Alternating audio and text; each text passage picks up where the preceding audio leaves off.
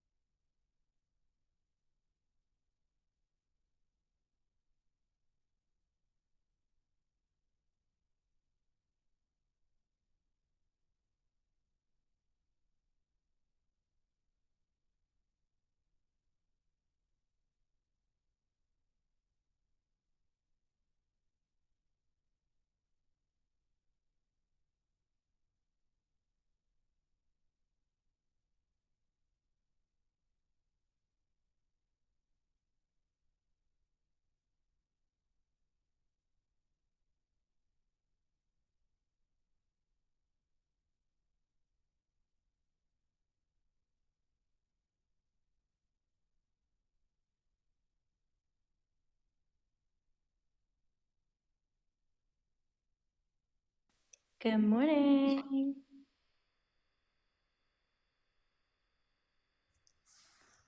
I can put my camera on. I just. So what does that mean?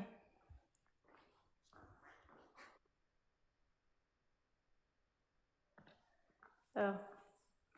Okay.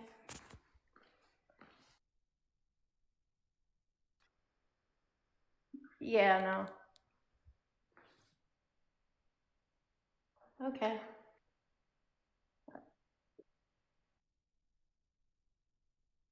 Hey.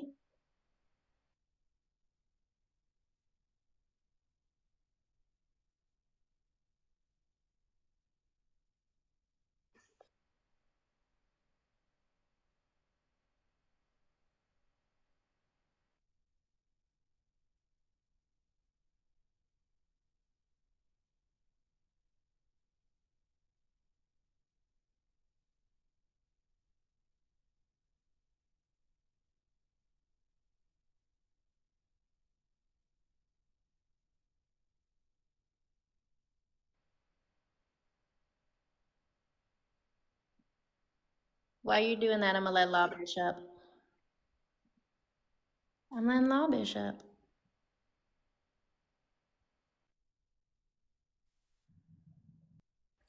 Oh, just kidding. Stream. The stream isn't playing audio on Twitch.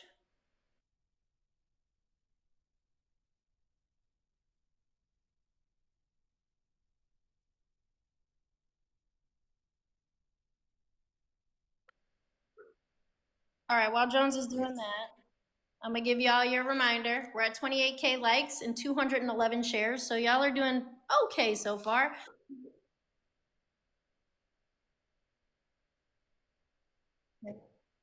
Okay. There's 458 people in here. The only way that we are going to push this out and get some ops is if you're tapping the screen and sharing the live. So be an active participant in this space. If you haven't sent your heart me yet, go ahead and do that now. I'm going to do it myself. Boop. If you need to recharge your coins, you can do that from a desktop computer or a laptop computer. But also, Jones has his pay link in the bio, and the fucking Ring doorbell is going nuts over here.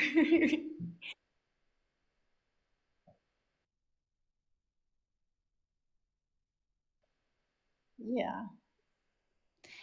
We can hear me, but not Jones. He's working on it. He's working on it, guys. He's working on it. So make sure that you're being an active participant in this space. He doesn't have the daily goal posted up yet for today, but you guys already know if you're in this space, contributing to the daily goal helps us do work in the community, all of the things that we get done for mostly the school children, and then also for people who are escaping situations that they need help getting away from or having just some trouble getting through and making ends meet. That's what we're here for. That's what we help with. And when you guys help us, we can help other people. So we appreciate everything that you do. Again, Jones has Cash App, Venmo, PayPal, and tip jar in his bio, and my Cash App and Venmo are also in my bio. I have an echo because I am in a very empty house. So yeah, sorry. I apologize. It is what it is.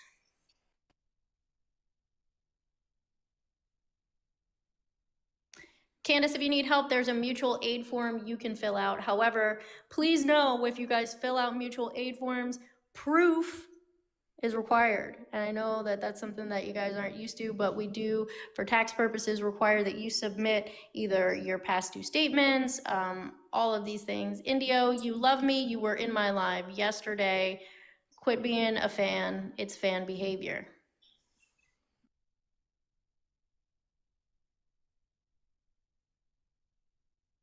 I know, they're an idiot, Kendrick.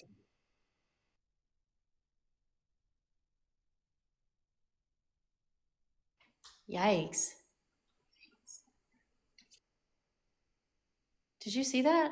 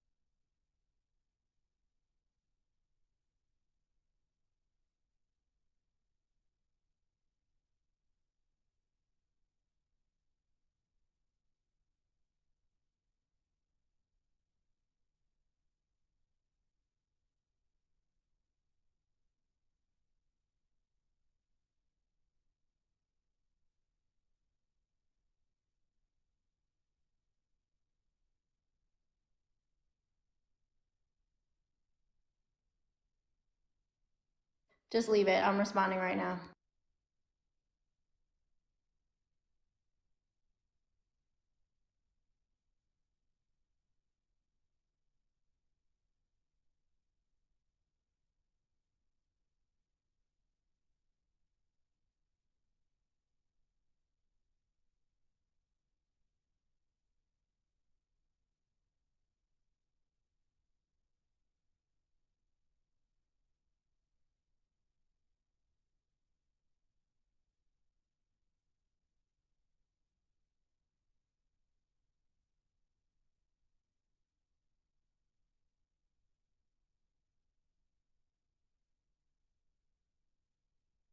Yeah, you gotta read that. That's wild. That AI overview is a decent indicator as to what we come.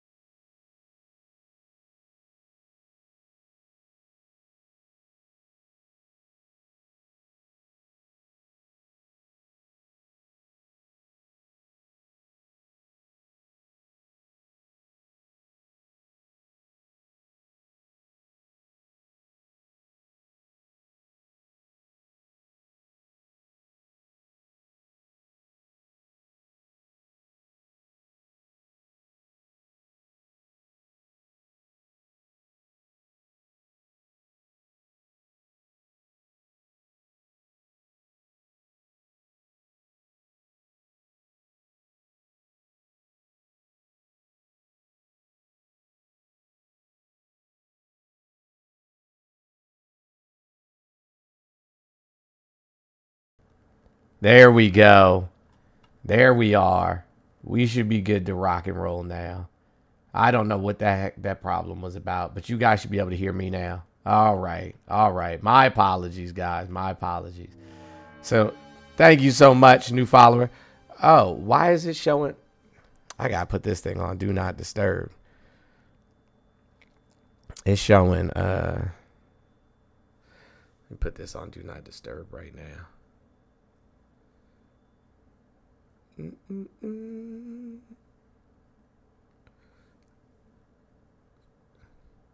not disturb. There we go.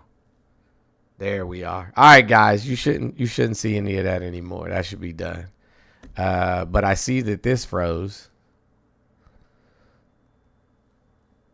Deactivate. Activate. Close. All right. We're back. We're back. We did it. We did it. We did it. I'm extra light bright today. I don't know how to fix that, y'all. I don't. I wish I could tell you how to fix it. I mean, I wish I could tell you I did know how to fix it, but I don't. It's because you had a filter on it, and that filter makes me look super yellow. So I had to turn it off because we have different skin filter undertone. Yeah. What? Because your light is too cool for my skin tone, so it makes me look yellow as fuck. Not this lady coming in and messing with the Mi amor, you were there when I did it. See? Oh, there we are. I look better now? Yeah. I look like my regular self now? Yes. All right. Sorry about that, guys. Anywho, how is everybody? Hope everybody's doing well. Glad we were able to fix it. I don't know what the heck is going on. I don't know why the system just be changing itself on such a regular basis, but oh, DJ. What's that? DJ said you look like your normal beige self. Beige? Why gotta be beige? That's what he said. Yo, I don't know. I don't know what happened. I don't know if TikTok took away everybody's auto renew subs, but like our subs went from 1,500 down to 580. We can't let that happen on the last day of the year, because that means that everybody. That means that everybody's going to be kicked out of the Discord, like literally everybody. Yeah. So auto renew is is turned off because auto renew is set up through the app stores. Mm-hmm. So if you want to renew your sub, jump on your computer real quick, laptop, desktop, go to the TikTok website, find Mr. Jones's profile. Last day of the month. My bad. JonesX. And yeah, last day of the month. And you can subscribe to him from his profile on your desktop. That's the only way to keep your sub going. We're going to work on either monetizing the Discord or integrating Twitch subs and YouTube subs. It's just a lot to. If you sub on Twitch, you get the access to the Discord. Oh, I'm sorry. Let me check the Cash Apps. Let me check the Cash App. Sorry, guys. I was trying to fix the audio for the other people on the other apps. I apologize. Let me see who we got here. We got Francis. Thank you so much. I appreciate you. And we got TG, who I already thanked. Thank you so much. I don't know if we got Venmos. I'll check really quickly. Nope, I don't see anything in there just yet. So the acting director, since we can get into some news, the acting director of what is going to be what is the Department of Education. Damn, there's already over 100,000 people that signed a petition today to impeach Donald Trump. 100,000 people, a new petition that was started this morning. There's 100,000 people who have signed it to get rid of his ass again. So that's awesome. I fuck with that heavy. I mean, I don't know how well that'll work out, but we'll just have to see. I put a link to one of them in my bio, I believe. I did put the link in my bio last week, didn't I? I don't know. Yeah, if you check like current events, I think it's the top of my link tree. There should be a petition right there for that to happen. But I'm gonna talk to Dave really quickly, and then I'll go back to what I was about to tell you about the Department of Education. What's going on? What's going on this morning, Dave? Have you had some water? Said something kind about yourself? I have indeed. I have my gallon jug of water next to me, and I I think I'm pretty. So Well, it's supposed to be something about like who you are as a person, not necessarily your physical appearance. But I'll take it. I'll take it. I think no rads is pretty. I think no ads is pretty too, but that's beside the point. What a lot of people aren't seeing on the surface, at least, is There it is. this federal freeze. I'm sorry, what? No, go ahead. Go ahead. Yeah, I know I said there it is. I was talking to Oh, myself. sorry. Go ahead. Yeah, federal freeze. Go ahead. Gotcha. Yeah, the federal freeze actually has things on the freeze like where I'm part of the Department of Energy. It's a freeze on legacy nuclear cleanup. So it if that freezes, if that stops, it's going to contaminate our groundwater. It's going to contaminate our air. It's absolutely a bad thing. And if this goes through, I mean, we're fighting it. Our legal team is working overtime to try to get that resolved. But Right.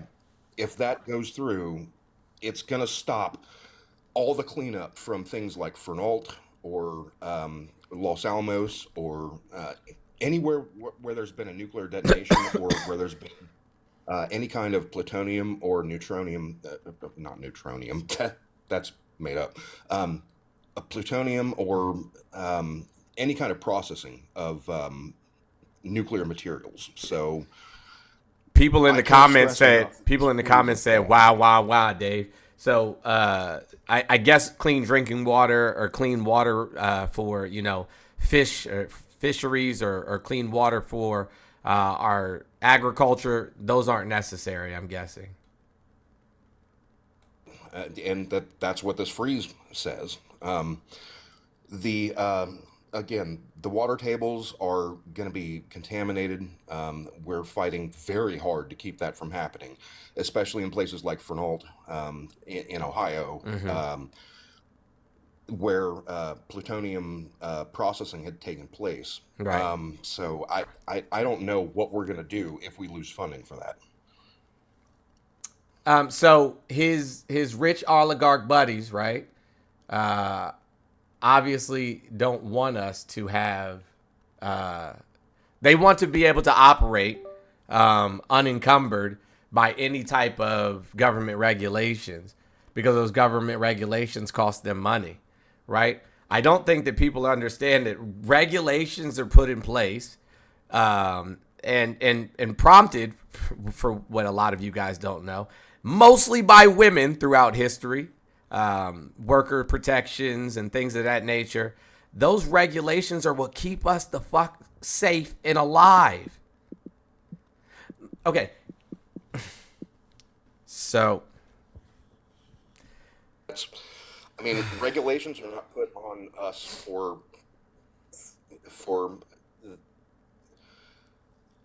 regulations are put in place so that companies can't do what they're going to be doing here in the near future. So I really don't know what we're going to do if we're deregulated to the point of where we can actually pollute the water supply or the water table and just whatever. Hey, I gotta step away because they're here for the table. okay, I'll be no back. problem. Yep. Absolutely. Yeah, I mean,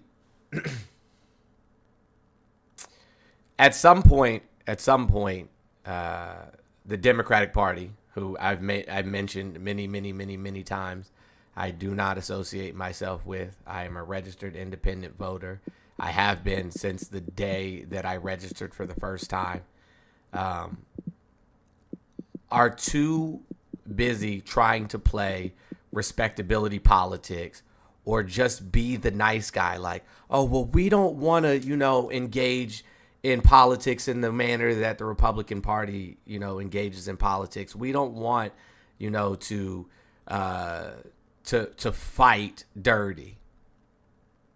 So what's the alternative? Give up the country to fascism? Definitely should start fighting dirty because they're doing it. Right. Why can't we? Like, why is it that we have AOC and Jasmine Crockett, like the only two, only two women of color, the ones actually fighting? Why is that? Why is that the case? Why is that why is that the voice? Why is that the voice of the nation when there's all of these other men in the party who could easily speak up and say something? Yes, the motto should never be fight fire with fire. I don't disagree with that, right? I don't necessarily disagree with that because I don't remember if it was Fred Hampton or Huey P. Newton, but he said if you fight fire with fire, you just end up with a bigger fire. And I get that line of thinking. However, there should be somebody strategically planning, and there should be a voice out there other than just two women of color speaking up against what is going on. It shouldn't be rested. It shouldn't be rested on their shoulders and their shoulders alone. And I feel like that's essentially what we do is we always wait. And historically, this has been true. We always wait for black women essentially to fix things. You're right there. Or indigenous point, women. We should be fighting fire with napalm. We need to reach out. We need to start striking back against the whole thing that's that things are not good, obviously. So, I mean, we need to.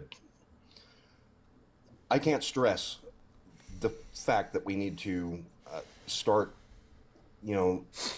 going against all of this stuff. It's not even. What strikes me the hardest, what bothers me the most, what upsets me the most, is that what we saw in 1930s, right?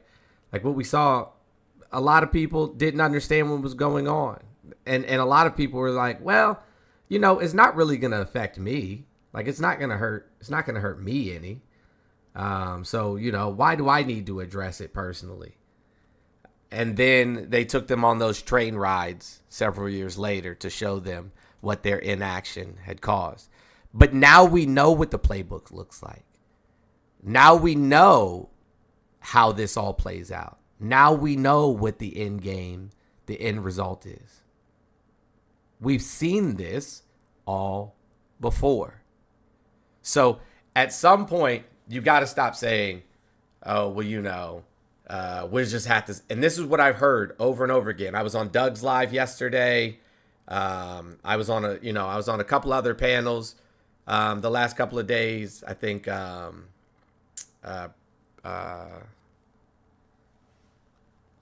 Prosperity. I was on Prosperity's Live and a couple other panels, and I just heard people say things like, "Oh, well, we'll just have to see what happens."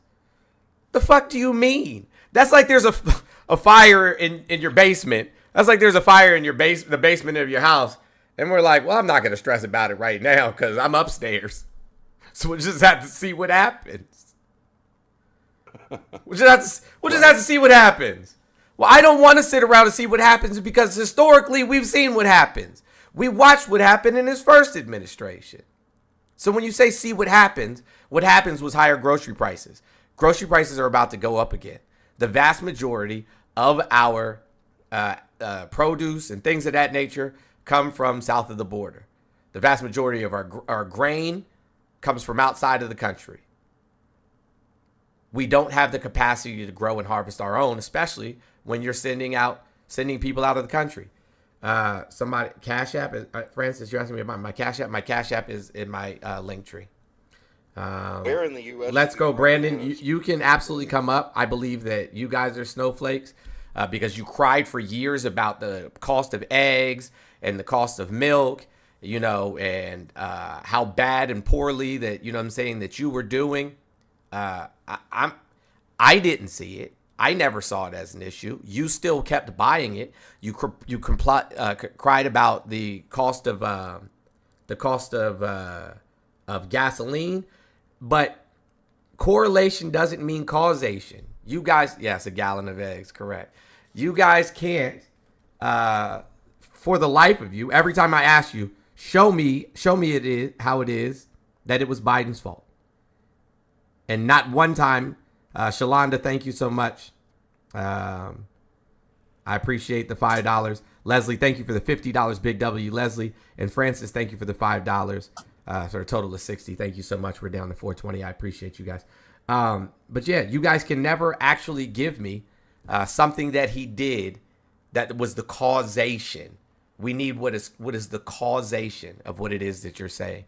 Dave, thank you so much for coming up. I do appreciate you for adding to the conversation. I'm going to move to the next contestant on Dangerously Early. Appreciate it. Thank you. Thank you. Is that they say detective? Yeah. What's going on? Good morning. How are you? If you had some water, have you said something kind about yourself? Always. Glad to hear it. Glad to hear it. What was it that you would like to add to the conversation?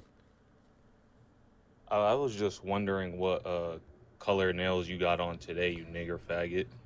Is that supposed to bother me? It's just a question. I just wanted to know what color nails you had on today. Yeah, they're purple today. What a nigger fucking faggot. Mm-hmm. Did you hail Hitler today? When you wake up this morning, did you give hail Hitler? Fuck the nigger faggot. I wake up in the morning and spread hate. You fucking filthy nigger. Is that his beaner wife in the fucking drop? Or whatever that fucking thing is called? Sorry, that's my racist Uncle Ruckus. I like how he lets us go on with our rant. People, it is good to be racist. It is good to spread racism. Bander asked, where are you? I'm in New York. And you know what allows me to say all this? My Second Amendment, my hate for you niggers.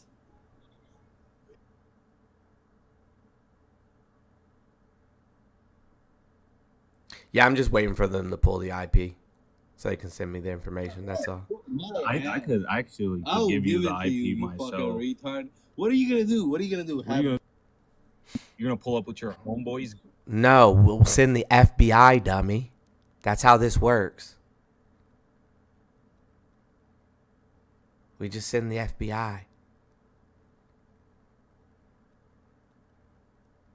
That's it. So it'll be in my inbox shortly.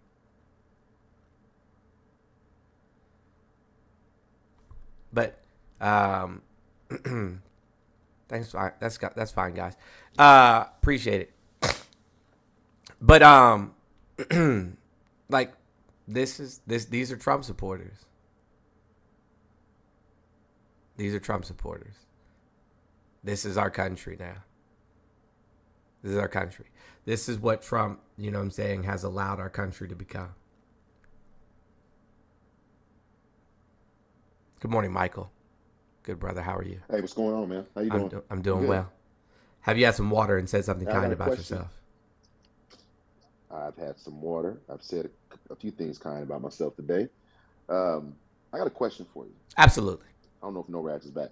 Not yet. They're dealing with a client. Can we talk? Can you answer this question for me? You're far more educated than me.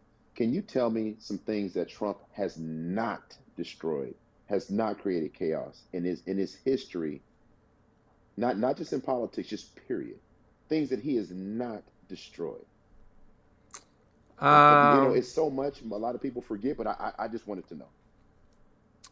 He hasn't destroyed. He hasn't destroyed the resolve, you know what I'm saying, in the black or indigenous communities.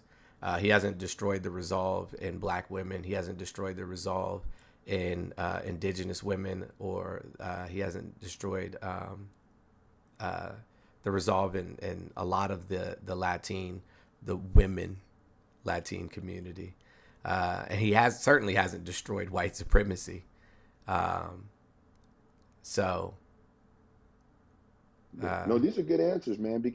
And the reason, and the reason is so it shows the strength of those groups. It shows the strength of those cultures, and it shows the strength in all the things that make this country what it is not. Right.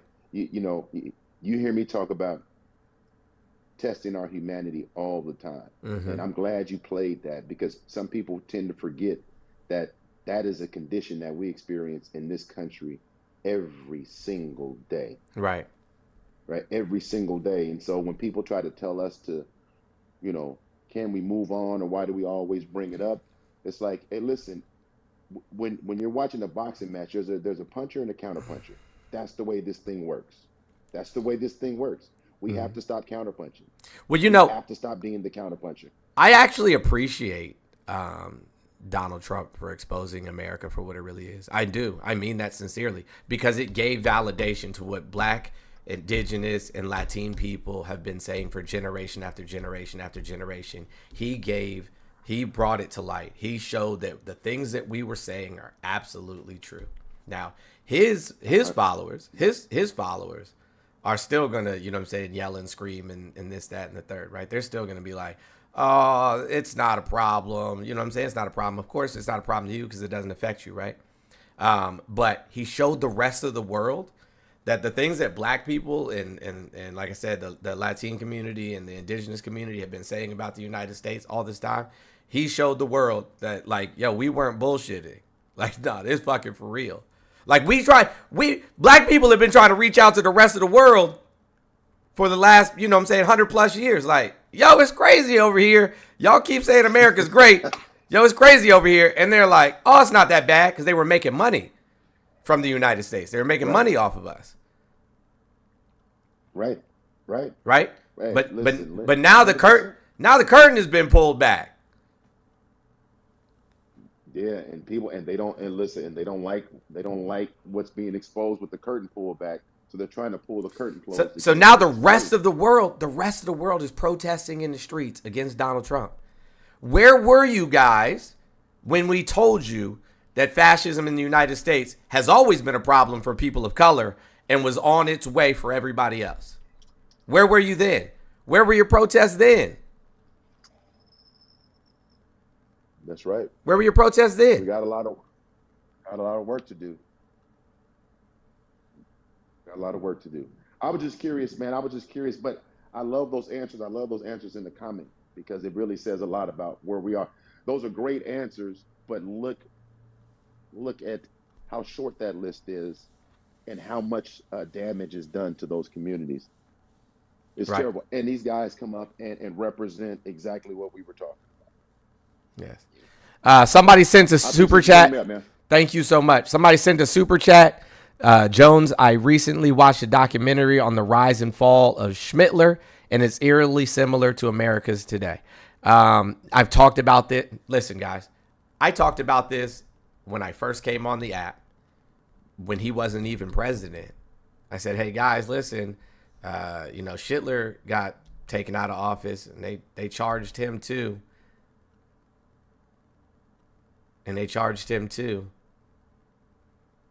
So, and he was found, guilty. So, and if you think this is over, if you think he's not coming back, especially when he called it a fake election, right? Especially when he called it a fake election, that's the same thing that Schmittler did. Schmittler said he was a political prisoner, and that, the election that he lost after, being ousted from the government, was a political hit job, and it was fake election. He did the exact same thing. And then he surrounded himself with a bunch of rich oligarchs and change the course of history. We're watching it verbatim. I mean, down to the first people that the first actions. One of the first actions was to deport a bunch of people. The second action, well, they were kind of in line with each other, was to go after the queer community. The very first, one of the, like, I don't know if you guys know this or not, but 1920s Germany was one of the most progressive countries on the planet. They had one of the very first trans medical centers in the world. They even had a trans and queer library that was right nearby. They burned them to the ground. They burned them to the ground. Then they went after the people they called socialists and communists and anybody who they believed was a political opponent of theirs. And they started unaliving them.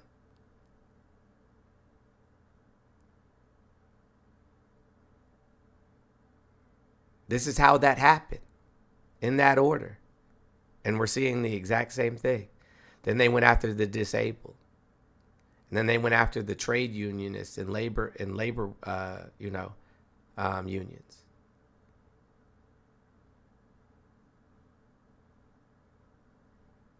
So it's too late to wake up. If you haven't woken up at this point, it's too late. It's too late. Curtains closed. Now you got to just try to keep your head above water for as long as you can. Todd, thank you so much for the $40. Lori, thank you so much for the $20. I appreciate you. I will update that. I will update that in a minute. Mario, good morning, friend. It is good to see you. It's good to see you. Have you had some Thank water you and said something kind about yourself? I've had a lot of water, and yes. Thank you for letting me up here. Of course, of course. It's a pleasure having you I'm here. gonna try and get through this without being. No, you're allowed to be emotional. Hey, listen, that I need you guys to understand something. You know what I'm saying? I need you guys to understand something, right? In these times, right? In these profane times call for profane language. It is okay to be emotional. It is okay to cry. It is okay to crash out. It is okay to slam your hand down on your desk. It is okay, you know what I'm saying, to go outside and scream at the top of your lungs. It is okay to be a human being. And if anybody faults you for that, I feel sorry for them. Maybe you should find some empathy within yourself. Maybe you should find some emotion within yourself. Maybe it is you who doesn't have healthy coping mechanisms. Go ahead. A week ago today, Friday at approximately 7:30 p.m., my friend Shannon Atkins was arrested. He was pulled over. They were actually monitoring him for a few days without knowing. He had put a few Facebook posts up. He is a 6'7", 350-pound chef, drag queen, and comedian. The post he put up, he quote-unquote thought it was a joke. He is now in jail. They first said that he was not going to be granted bail. Thursday, we went to court. Many of us in the community showed up. They let about 13 of us up and speak on his behalf. Mm-hmm. I watched this man walk out to a courtroom in shackles. He is being charged with threats to Donald Trump. And I'm just asking for anybody's help that can help us rally against him and free Shannon Atkins. I need what state and city you said? West Palm Beach, Florida. West Palm. That wasn't Florida. Okay, so yeah. So No Rads was telling me about that. He lives 2 miles from Mar-a-Lago. Yeah, so it's, gotcha. I know a couple of civil rights attorneys here. Is there a can anybody do a FOIA request and get a FOIA request and get the actual arrest? I have it all. You have it all? We have verbatim with what verbiage he used and what he said and everything? Oh yeah, it's all over. You talking about the posts Yeah. or the arrest? Yeah. No, any of that. Listen, Mario, do you have my Do you have my number? I don't. Okay. I would have called you. Okay, got you. Do this. Send me a message on Instagram, asaptually, and then I'll text you my phone number. And then later on this afternoon, I have a bunch of things that me and No Rats have to get done. But later on this afternoon, we'll get on a phone call and we'll strategize. I also, have a lot of people that are very, very in community, in the trans community that I can reach out to, that can activate a lot of people. Even people like, for like Miss Majors from the Stonewall movement. I have people that can get in touch with people. So, and I can have them there, boots on ground, and I will be there boots on ground with you. He was granted at the court hearing on Wednesday that we were at. He was granted bail. Okay. We found his passport today, so Gotcha. it's being taken to them today. So he is, what the judge told us is that he has to be on house arrest. He's not allowed to use any social media whatsoever, but he has to work from home. He's a chef, so he has no money. So they finally granted bail, so he will be on house arrest. We don't know how long. We can work to get that moved to at least at the bare minimum a work a work release, so he can go to and from work. Thank you. Yeah. So like I said, we will do whatever we can to activate. I'll reach out to, some, like I said, some people that are very, very well known and well respected in the community that have a tremendous amount of media fame. I know the person that organized the bathroom movement at the Capitol building. So I will reach out to her today. Thank you. With that, I'm going to drop. I appreciate it. Yep. Gotcha. Hey, Mario, check your inbox messages, love. I sent you Jones's number. I saw. Okay, Thank you. good enough. Love you And guys. I got your story in my inbox. I saved it, and I'm going to duet it to bring awareness. Thank you. You're welcome, love. Bye-bye, guys. All right, bye. Auntie, good morning. I want to thank you for all the love and support you have showed me over the last couple of weeks. I hope you are well. Have you had some water? Have you said something kind about yourself? Yes, I have. Yes, I have. Yes, I have. My big 59 was yesterday. Oh my gosh. How did I miss that? Like I even texted Darling, goddamn baby. Santana. Man, nah, that's not okay. That's not okay. Darling, I'm fine. I know I'm not one of those people that expect others, especially when they're going through something, to satisfy. Who am I fighting? No, nobody. We forgot Auntie's birthday yesterday. That's okay, baby. Oh, I know I'm so y'all sorry, going through a Auntie. lot. Darling, I know y'all going through a lot. There was no expectation, and I'm not hurt, upset, offended, or appalled in any way. And you told us multiple times, happy birthday, go Team Aquarius. It is said by many, many, many, and I don't know if you guys believe in space racism or not, but many of the people who do believe in astrology say that it's going to be Aquarius, like in the age of Aquarius, it's going to be Aquarians specifically who save the world. It wasn't until recently that I realized the people around me who were actually Aquarius. That's probably true. Kery, thank you so much. Big W, Kery, for the $50. You are very appreciated. Much love to you. The table's gone. That was, yikes. I'm glad I'm strong. That's all I can say. You had to help them move it, We huh? the water, baby. Yeah, we the water. We can shut all this shit down if we want to. We the water. A very wise Y'all person. want to go ahead and check with Dawn?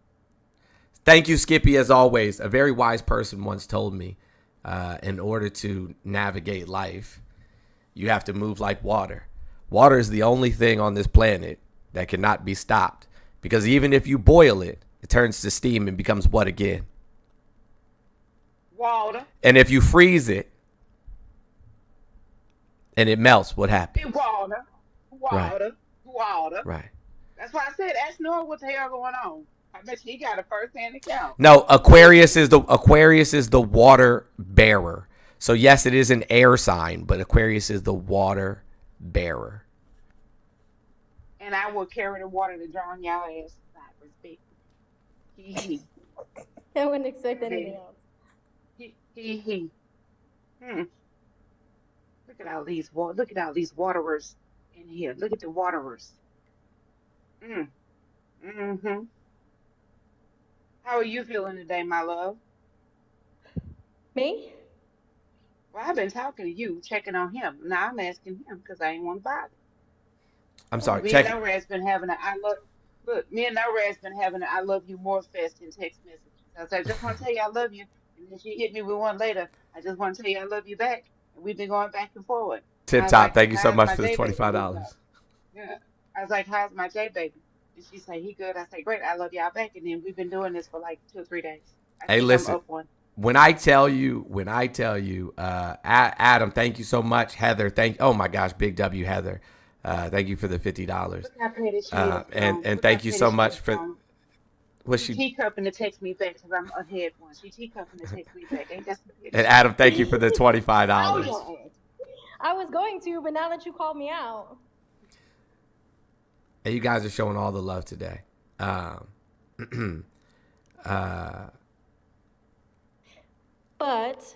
I have 1,000 coins, and I don't feel like that's right because we're celebrating Auntie's birthday a day late because we stuck, and I'm sorry, Auntie. I know you say you don't care, but I care. So Auntie needs to be well over 1,000. There we go. Thank you for the $20. There we go. Well, can't even really refresh their coins like talking about it anymore, can they either? You can on your computer.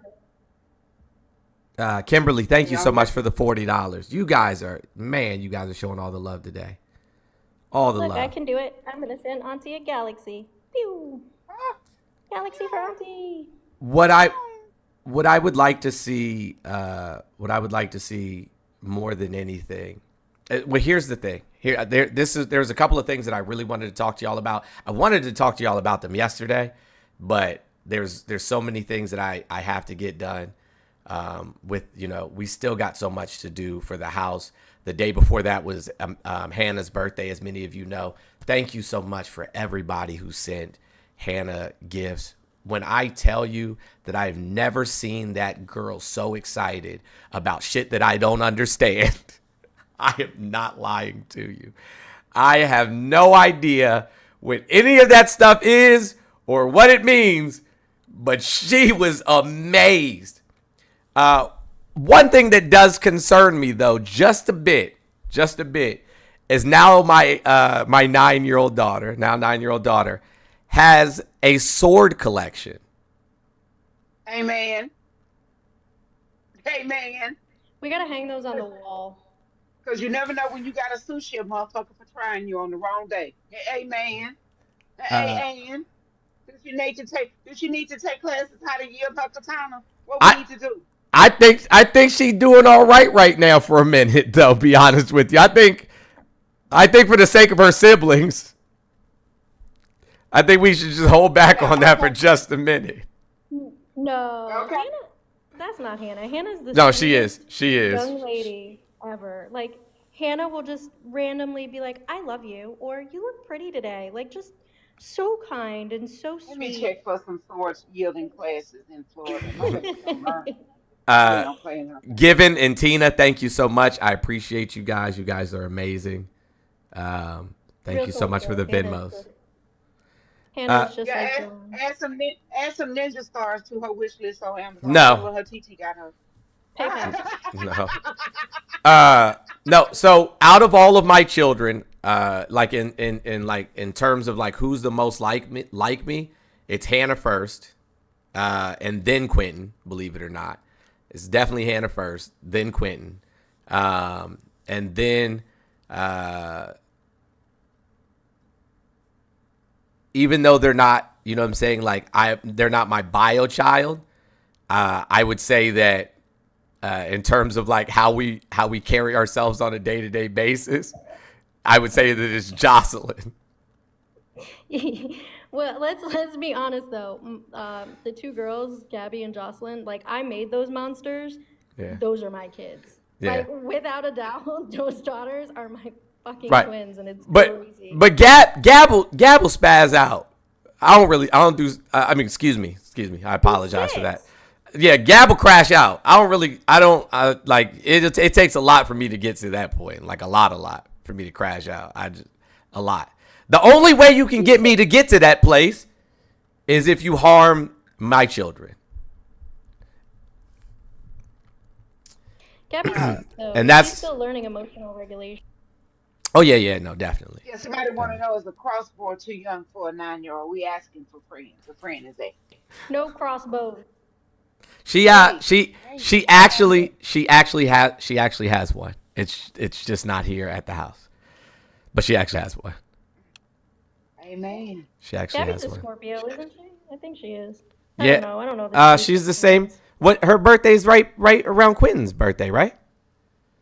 No, they're in different things. I think she's a Libra. Is she a Libra? No, she's not. Whatever's after Libra is what Gabby is, because she's the beginning of the month.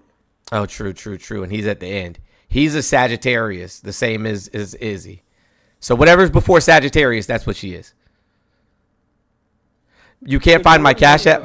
Hold on one second, friend. My Cash App is in the link tree in my bio. It's super easy to find. It's Tough Lifestyle. Hey guys, if you cannot sub on TikTok, if you cannot go to your computer and sub on TikTok or any of those things, and listen, we'd appreciate the subs in place of that on YouTube and Twitch. We're going to pick up the rest of the stuff for the studio today. Well, all but one thing, because cameras are expensive and we just don't have that in the budget right now. We have other people we need to help. I'm going to get to that in a second.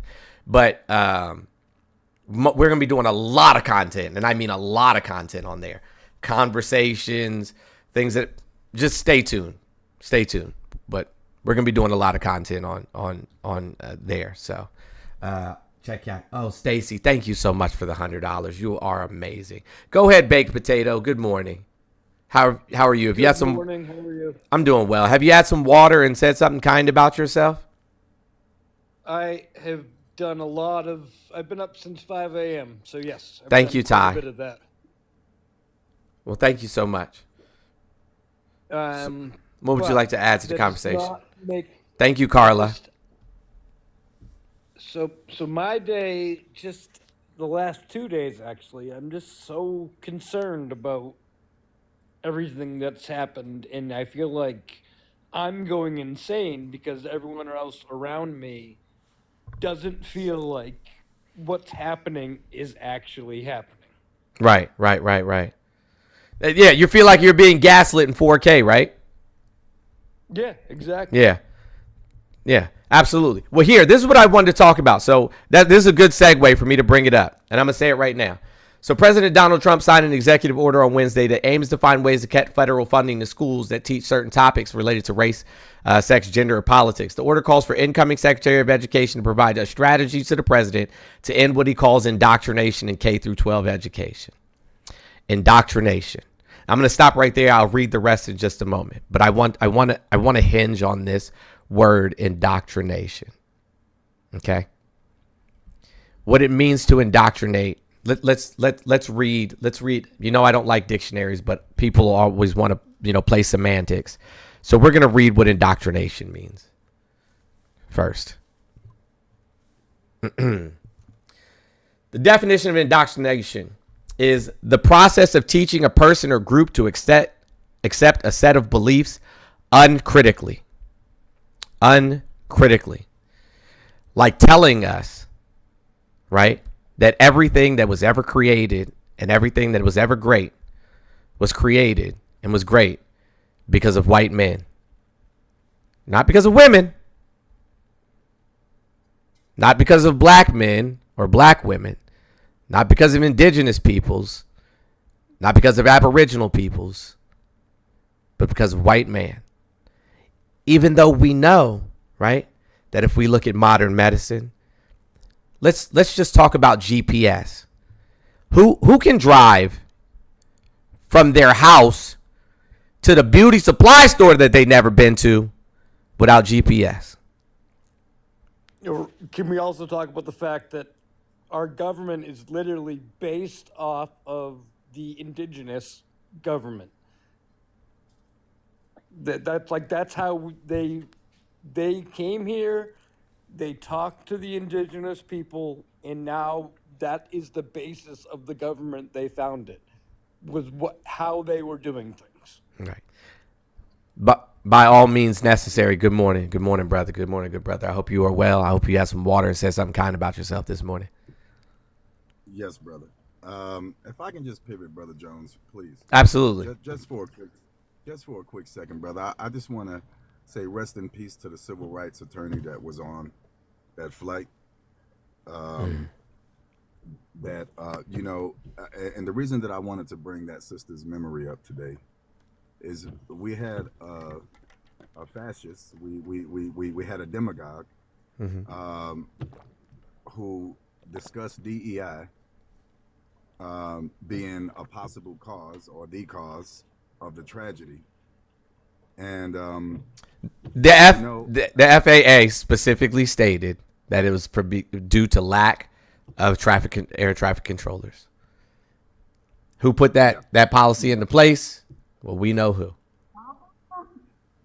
Yeah, and it's again, the reason that I wanted to mention it is, as this sister has not even been laid to rest yet among the other passengers, but to blame diversity in any possible way, and I think we as black folk, we understand what that term means for us. It's just another way of saying something else that we all know what I'm talking about. It's just another way of calling me something else. And it's I don't understand why in 2025 we have to be one of the prominently only races to explain that we are being attacked. If there's never a question whether we have to make room for disabled people. There's never a question whether we have to make room for cancer survivors. There's never a question whether we have to make room for trafficking victims. There's never a question of any other population that says that they are marginalized and need to be seen and heard and stop being disrespected. It is only when we mention race and how it impacts us that we are called victims. Right. And I just want to say lastly, brother, before I land my plane, brothers and sisters, look, we have this tyrant in place for 4 years. Now we can sit here and sing "We Shall Overcome" and light some more candles and pray to Jesus that he comes down and do something we have the ability to do ourselves, or we can move. And I don't mean move out the country. I mean we make a move. Action. Yep. Make a move. Exactly. We can establish a lot of things in place with local elections, and I hope y'all understand how much it matters now. A lot more of us than there is them. I hope you understand that it matters that you lay blame to the reason you didn't get out to vote. When you keep saying, it's not going to make a difference. I hope you understand now how your local elections matter. The senator, the congresswomen and men. I hope you understand.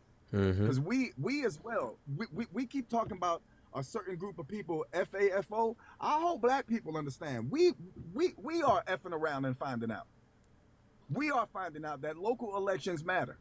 So I hope we understand that we got to take a little bit of our own medicine when we sitting here spreading a lot of, it don't, my vote, your vote matters.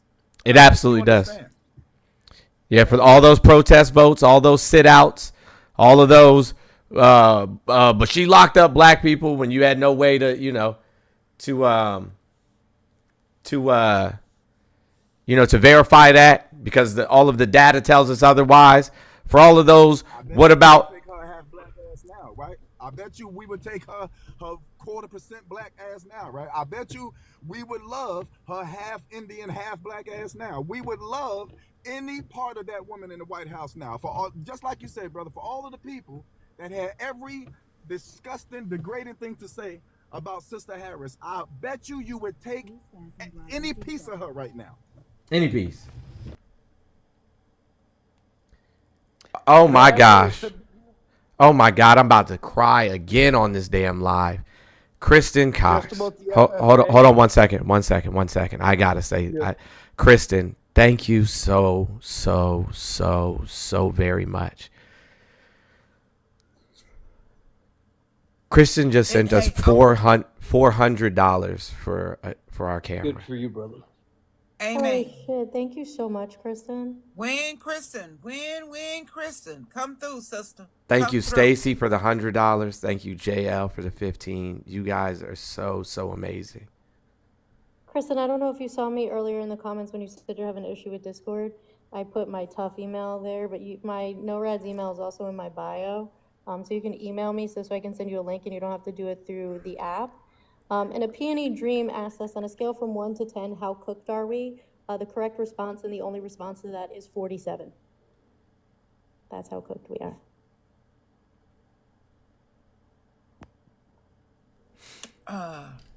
And in current news, there's a Wahite woman that was pardoned from January 6th, has now created a safe haven for those like her so that they have somewhere to live. Perfect. Put them all in one spot. Word it down. All right. Let me, hey, Baked Potato, thank you so much for coming up. I do appreciate you. I got to get back to the conversation, but thanks for your input. Appreciate it. Thanks for having me up. Absolutely.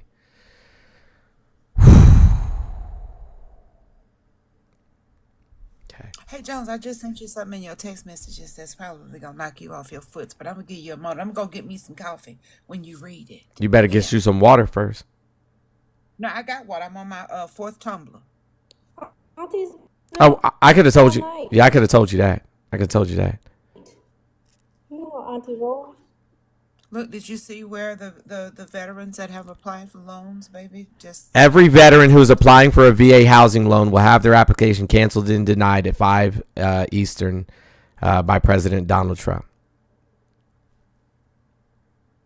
Where them fans at? Where them fans at? Where are my veterans at right now? Oh, who? I want to talk to the black veterans. They're the ones I want to talk to. Yeah, we talked about Tennessee, DJ. I'm going to pull this up to verify this information. And then I might even change the background. Which is weird because loans, like the VA home loans, are not backed by the VA. Shh. Stop it. Sorry. Yeah, stop it. Shh. Don't tell it. Okay. No, don't tell it. Just let it happen. Man, you finna. Listen. I was gonna. I love you. I love you too. I love you more. I love you the most, and so. Forever. I love you infinity. I love you infinity in a day. Y'all are crazy. Baby, I'm good. Look, I love you infinity in a day, and if you add a day, I'm gonna add another infinity times 2, carry the 1. We going straight PEMDAS on this love right now. Straight PEMDAS. And I'm gonna carry a 1. Oh. Mm-hmm. All right. Well, I'm gonna 10 to the 47th power. I want to go back to talking to my education thing and indoctrination for a minute, and then we'll talk about the home loans. Okay. So let's just recap. Indoctrination is the process of teaching a person or a group to accept a set of beliefs uncritically. Then we talked about what those set of beliefs that people are believing uncritically. Christianity. Well, this man walked on water and he healed the blind, and he took, 2 fish or 2 loaves of bread and a single fish, or vice versa. Sorry. Yeah, Karen and I. Yeah. Anyways, and fed, thousands of people. This man was crucified, passed away, came back to life, essentially a zombie after 3 days. The book of Matthew, Mark, Luke, and John all tell the story differently, which I always found weird. He was either found by Mary or not found by Mary, or nobody found him at all, and then ascended into heaven. And then he's going to come back. And then when he comes back, they're not going to let him into this country unless he came in the right way. Anywho, we're taught at a young age the vast majority of us, whether it was by our parents or by our school, to accept this idea of a God and a Jesus uncritically, right? But what we should not accept, apparently, is science. What we should not accept is actual history, because that would be indoctrination.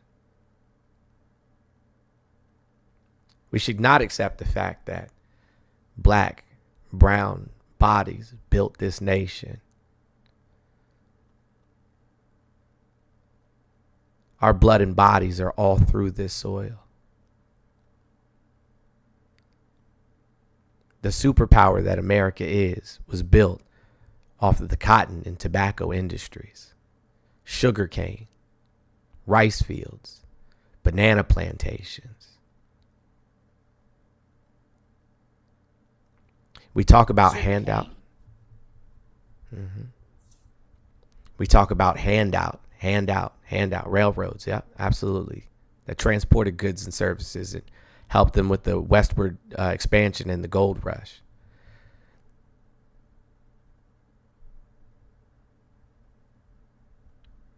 Black and brown bodies built all of this. We talk about handouts.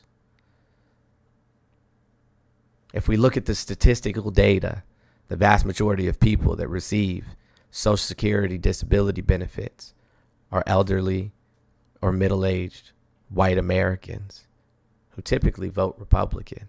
And you know how we know that? Because we know what districts they live in what states. The people who have SNAP benefits live in predominantly red states, in predominantly red voting districts. The people that these people that are voting, the people that whose children receive free school lunches, live in predominantly red areas, in predominantly red states. We can look at the data and it tells us. It tells us you were handed land. You were given grants to improve upon that land through mechanization loans and through, mechanization grants and grants to buy livestock on land that did not belong to you. You were given grants and free colleges were built, agricultural colleges, around these new developments so that people could learn to farm. Because you guys didn't even know how to feed yourselves. But you indoctrinate Americans to believe that black people and liberals just want handouts.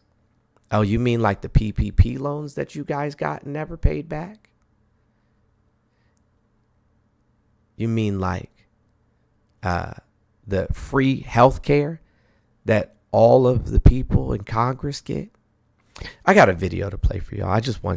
I want y'all to hear something. Auntie, what do you think? Auntie, what do you think the most dangerous sport in America is, if you had to guess? Most dangerous sport? Yeah, most dangerous sport. Like, what do you think the most dangerous sport in America? Actual sport? Look, the actual sport or black survival? What you mean, an actual sport? No, I mean, a sport of any kind. What do you think? What the most dangerous sport in America is? Boxing. Some people say football. Some people say cheerleading. No, I don't think that's it. I don't. All right. Well, here, let's find out. I'm about to play it for you. In this country, Dad, guess which is it? Is it NBA or NFL? 36 have been accused of spousal abuse. 7 have been arrested for fraud. 19 have been accused of writing bad checks. 117 have directly or indirectly been bankrupted at least 2 businesses. Wow. 3 have done time for assault. 71, I repeat, 71 cannot get a credit card due to their bad credit. 14 have been arrested on drug-related charges. 8 have been arrested for shoplifting. 21 currently are defendants in lawsuits, and 84 have been arrested for drunk driving in the last year. How many of you think NBA? How many of you think NFL? Well, the answer is neither. It's the 435 members of the United States Congress.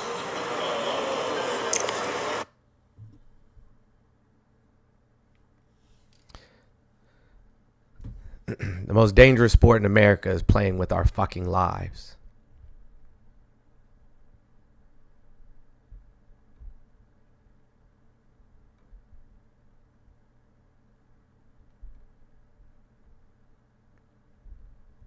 It's playing in our fucking faces.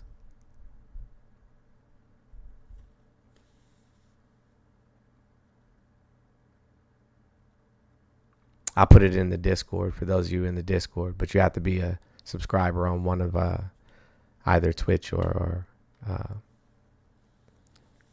our here on TikTok.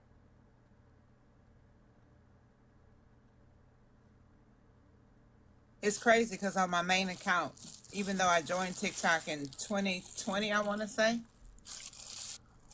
Yeah, I joined TikTok in December of 2020. That came across my feed. And I shared it. I joined TikTok a month after you. Yeah, I shared it on my main account.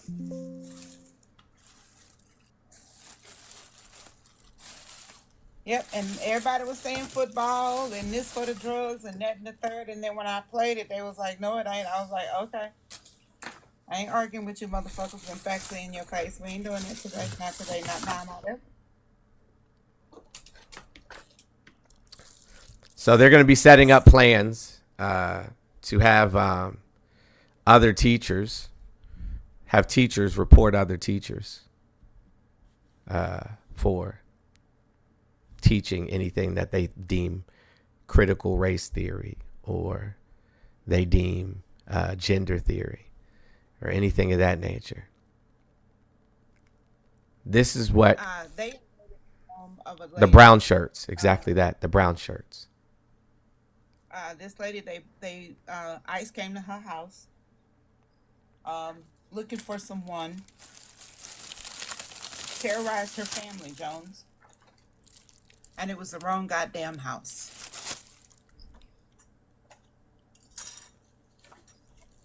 I have that story saved on my Instagram. I'm going to go get it. Or I took a screenshot of it and I wanted to do some more research on it. But yeah, they went to the wrong house. ICE did, looking for somebody. Mm-hmm. And it was the wrong home after terrorizing her damn family. Yeah. You know a man was removed from a construction site wearing a Latinos for Trump shirt by ICE agents. Yeah, I know sometimes not only do the leopard eat faces, but the leopard eat asses. There was a lady that I got that screenshot off of the gram, that Insta. Her dad had been here 30 years, working his entire life. Gone. Taxpayer. I'm hearing that was photoshopped. And if that's true, I do apologize for spreading misinformation. You know, that's not anything that I'm interested in doing. But it was posted on by a reputable, a very reputable mutual of mine. But I do appreciate you. Hey, that's pretty much what it's gonna be. Dominican. This guy asked the question, right? And I was like, wait a minute. Is y'all gonna continue? And this is for people from the Dominican Republic. Is y'all gonna continue to say me no black? Or when ICE show up, is you gonna automatically become black and you not Dominican? What y'all gonna do when that happen? I got questions, bro. I got a whole lot of questions. Is you gonna stick with that me no black? What did I miss? Oh, not we were just talking about the deportations of Dominicans out of Puerto Rico and other people of Latin descent or non-citizens out of the Virgin Islands and the U.S. Virgin Islands and things of that nature. But how many Dominicans will end up? Many people are going to end up having their family separated or picked up in these ICE raids and detained for unknowns amounts of time,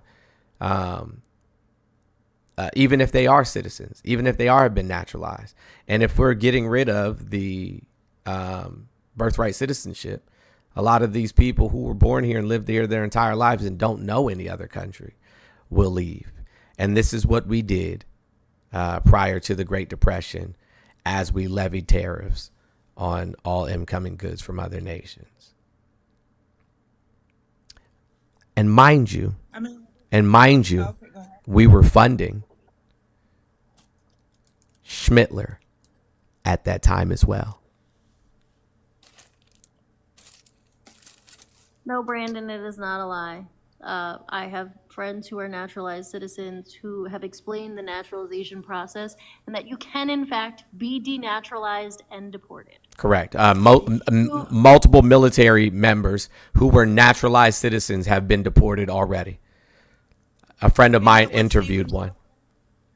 Isn't that what Stephen Miller said the day after Trump was deported? I mean, the day after Trump was elected? I've been trying to resize the screenshot to send it to you, Jones. But that is exactly what Stephen Miller said the day after Trump was confirmed the president-elect. He said now they are going to start the denaturalization process, and it is going to be turbo. I don't understand how y'all wasn't listening. Okay. Well, here, we'll put it on the screen because you know we love to do that. James, good morning. I'm sorry, no, Reds, you had something to say? I apologize before I introduce James. Yeah, Hold on one second, James. That naturalized citizens were necessarily being deported, but you can, in fact, be denaturalized and then deported. Naturalized citizen does not mean that you keep your citizenship forever. You can lose it, unfortunately. Sorry about that, James. Go ahead. Yeah, no worries. Thank you for having me up. I should say, I think, you know, I don't know if you want a kind of debate vibe on this channel, because do you live in the United States? It's likely that we're gonna have a big disagreement. Do you live in the United States? No, in the UK. Okay. So what is your in the UK. No, I heard you. What is your stake in this race? Just out of curiosity. Well, I think we're all downstream from American politics, particularly when it comes to the consumption of media. I need you to hold on a sec. Hold on. The Anglosphere was a big factor. Yeah, you have a delay. I think there's something going on with your Wi-Fi. I apologize. I can try again another time, I suppose. But, Drop down and try to come back. Drop down and try to come back up. I'm open to a conversation. So am I. Drop down and try to come back up. Thanks. Take care. Here, I want you guys to see this. Here, I'm going to put it on the big screen. And then, hey, guys, you know what it is over there on YouTube. And I will look, Dog Lover. Guys, listen, as much as I would love to read all of your chats, you know that I can't see them just because you at me, but it will pop up on the screen. If you do, I don't know what a super chat is called on Twitch. Somebody help me out. But I got to keep the same, standard for all people. So if there's a comment that you want me to read, we got to do the thing that allows me to see it pop up so that I can do that. This is show us your source, guys. Show us your source. This is my favorite part of the show. So I'm going to turn this background off for you guys, and I'm going to rotate my camera here. I want to point something out real quick. If you would like to harass me in the comments, I'm not going to read your comments, nor am I going to acknowledge you unless you cash at me $5. And when you do that, I'll unmute you. And if you don't, you stay muted. I'm just going to mute you. That's it. Pay me. Okay, let me tilt this just a little bit. Let me know if you guys can see that. The headline is pretty big, but let me know if it's centered well in the screen. Trump revives push to denaturalize U.S. citizens. That was published on January 27th, which was 3 days ago, 2025. It used to be that immigrants who earned U.S. citizenship could only be seen it taken away if they hid their Schnazi past, had ties to terrorism, or lied on their application fewer than a dozen people per year. That changed during Donald Trump's first administration when he led a campaign to denaturalize thousands of immigrant U.S. citizens, though it never met its goals. Last week, Trump rebooted the effort, ordering adequate resources be spent to denaturalize some U.S. citizens as part of his broader plan to restrict immigration. Tucked among the priorities listed in his day one executive orders was a one-line reference to enforcing section of immigration law under which the government can revoke an immigrant's U.S. citizenship if it was unlawfully procured. Guess whose U.S. citizenship was unlawfully procured, guys? Hold on one second. We got a couple chats I need to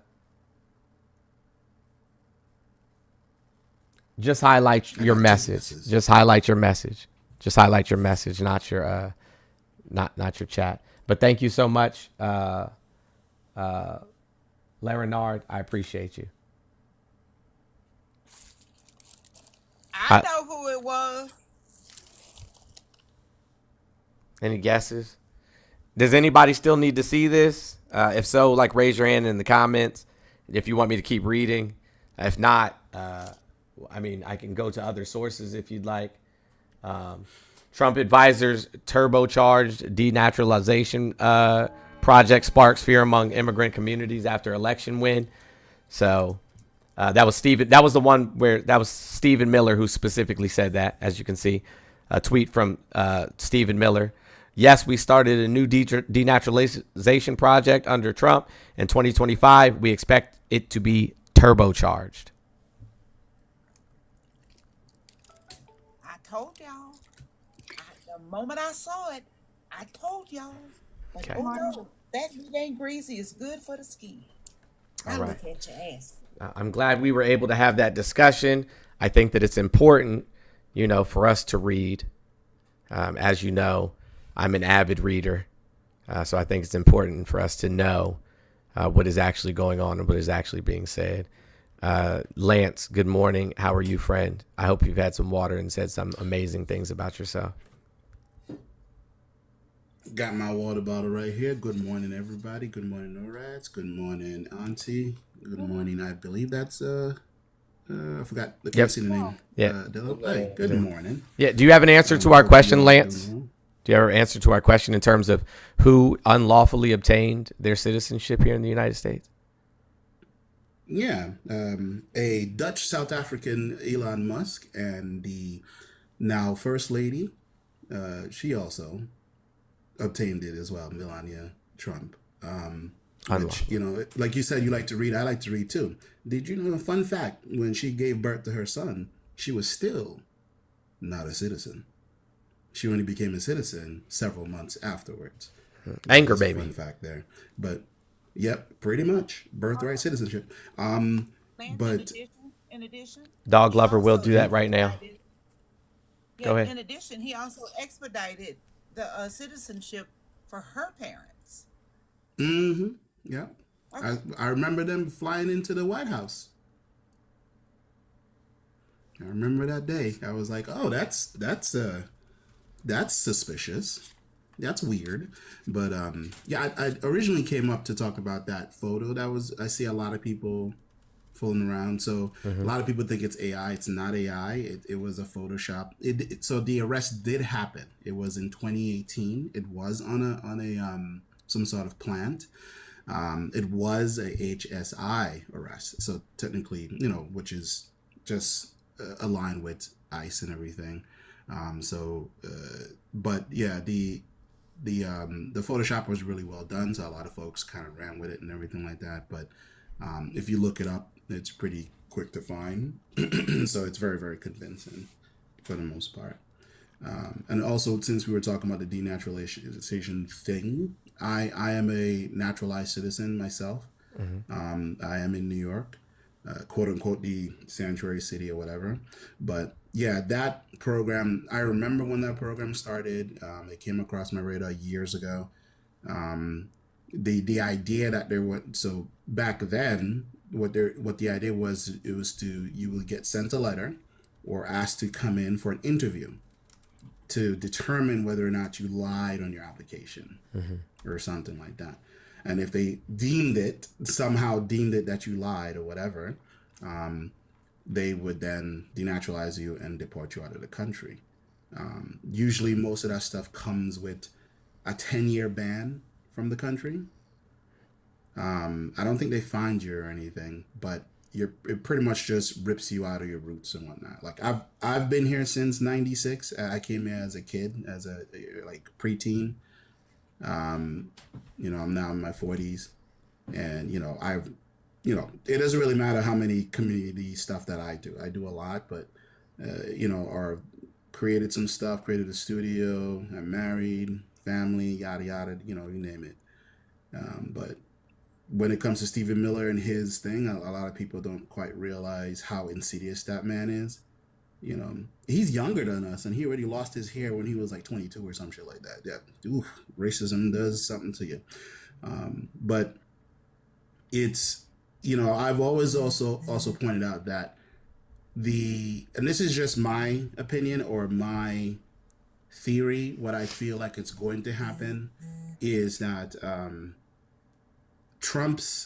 call them Trump and friends, attack on the 14th Amendment for the birthright citizenship is just a way of seeing if they can get it overturned. And it's also a way to attack when they're done with this quote unquote immigrants and everybody else they don't like or whatever, they're going to go after African Americans as well. Because in that amendment, I don't understand. Okay, Siri, calm down. Because within that, that's where our citizenship, right? What was the Scott Dred case? Dred Scott. It was Dred Scott case. Dred Scott. Yeah, sorry. Yeah, where he was asking for citizenship, and even though he was within the legal right, and he pretty much won the case, but separate but equal, sir. Separate but equal. Exactly. There was like, nah, white supremacy though. So it's like, and I keep repeating to people, it's like, I believe this is just another way to attack people who've been here for hundreds of years. Absolutely. They're going to go there. Like even what happened with the flight. I have a buddy. He like recently became a flight control, traffic control employee like a couple of years ago. And he said what he saw, what Trump said and everything like that. This is an attempt to privatize the FAA. This is the attempt that's why he mentioned DEI and all this other stuff. He more or less stood there in front of millions of people in front of the nation and said, it was black people, guys. Mm-hmm. Like, y'all not listening. Y'all not listen to John or what he's like. Y'all need to listen. One of the things that Schmittler did was privatize almost all of the government entities. And when he privatized these government entities, he had all of them run by the rich oligarchs that he put into place in said government sectors. And that was one of his first acts. Now, I just want to point out a couple of things. There's so many topics that I wanted to cover. What time? How are we on time? Okay, we're good right now. Thank you so much. I need to get them redone though. There's so many things that I want to cover, but one of the things that because we're on that right now, when you privatize these industries and you put them in the hands of, these oligarchs, you're giving them full control without regulation. Does anybody realize how long it took Germany to recover from Schmittler? Italy has never honestly recovered from Mussolini. They've been in insane debt ever since. Literally for till now. And brought in another outwardly fascist person to run the country. When we're talking about diversity, equity, inclusion, there's data.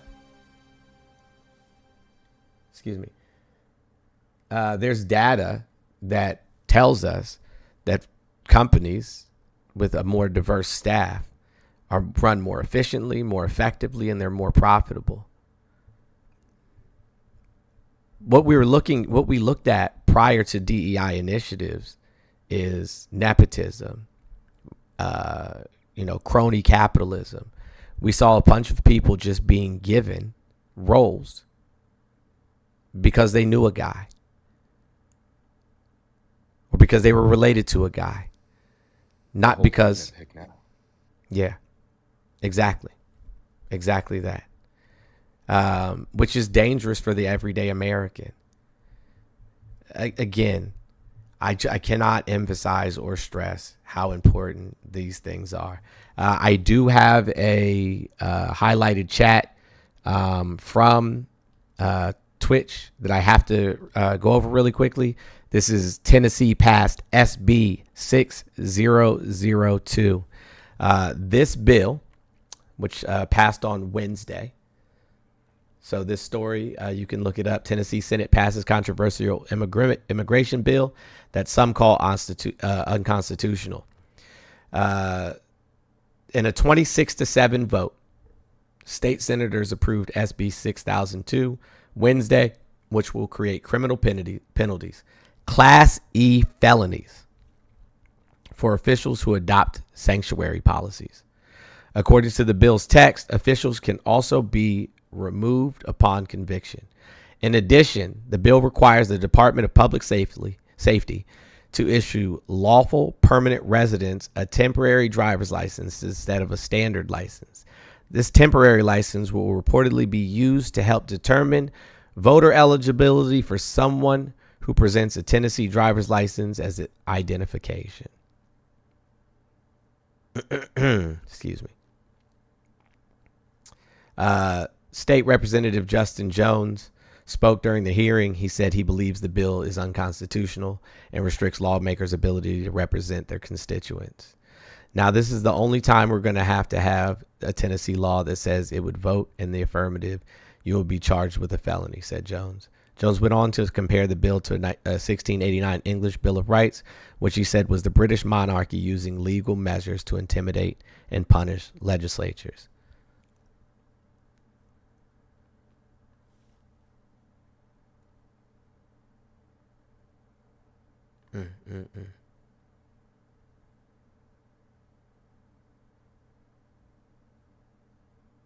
Scary times, man. Scary times. Yeah. The other thing that I wanted to speak on, and hold on, let me find if I can find it. That's what I wanted to talk about. One of the major reasons, if you guys see that I reset the goal, and as much as I appreciate you guys supporting myself and No Rads on our platform, there's a much bigger issue at play. I will continue, and I mean this with everything, every fiber of my being. I will continue to do as much as I can to continue mutual aid for those who are in dire need that are part of the TUFF Fam. But we just closed all of our state-funded food banks and food kitchens here in the state of Florida.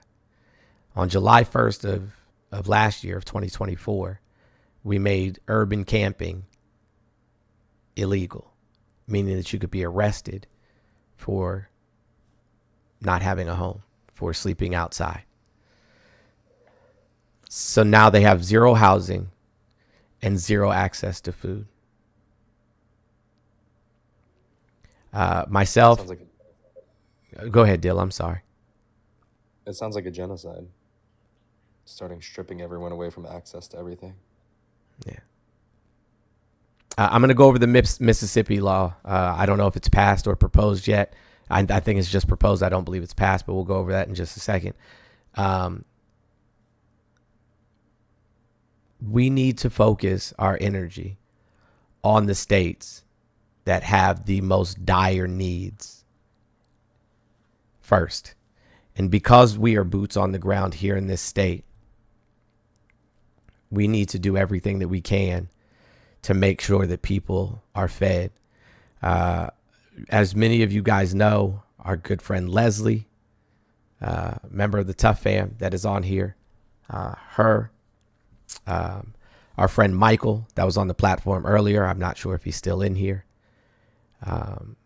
Myself and No Rads obviously are going to, in the next coming days, be having a meeting where we can replace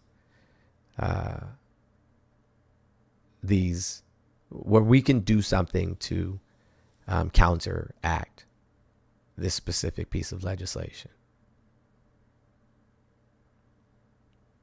where we can set up voucher programs so that they have temporary places to stay with hotels that don't typically have full occupancy. Now, obviously, these aren't going to be the nicest places in the world, but there'll be places for people to stay. Voucher programs so that they can come to established restaurants in the community to get a meal. Because if we can get 10 restaurants to sign up, we could just get 10 restaurants to sign up, right? And provide vouchers for 20 vouchers for the week, right? That's 20 people that, I'm saying, we know at least get a meal that week. That's 20 people that we know at least get a meal that week.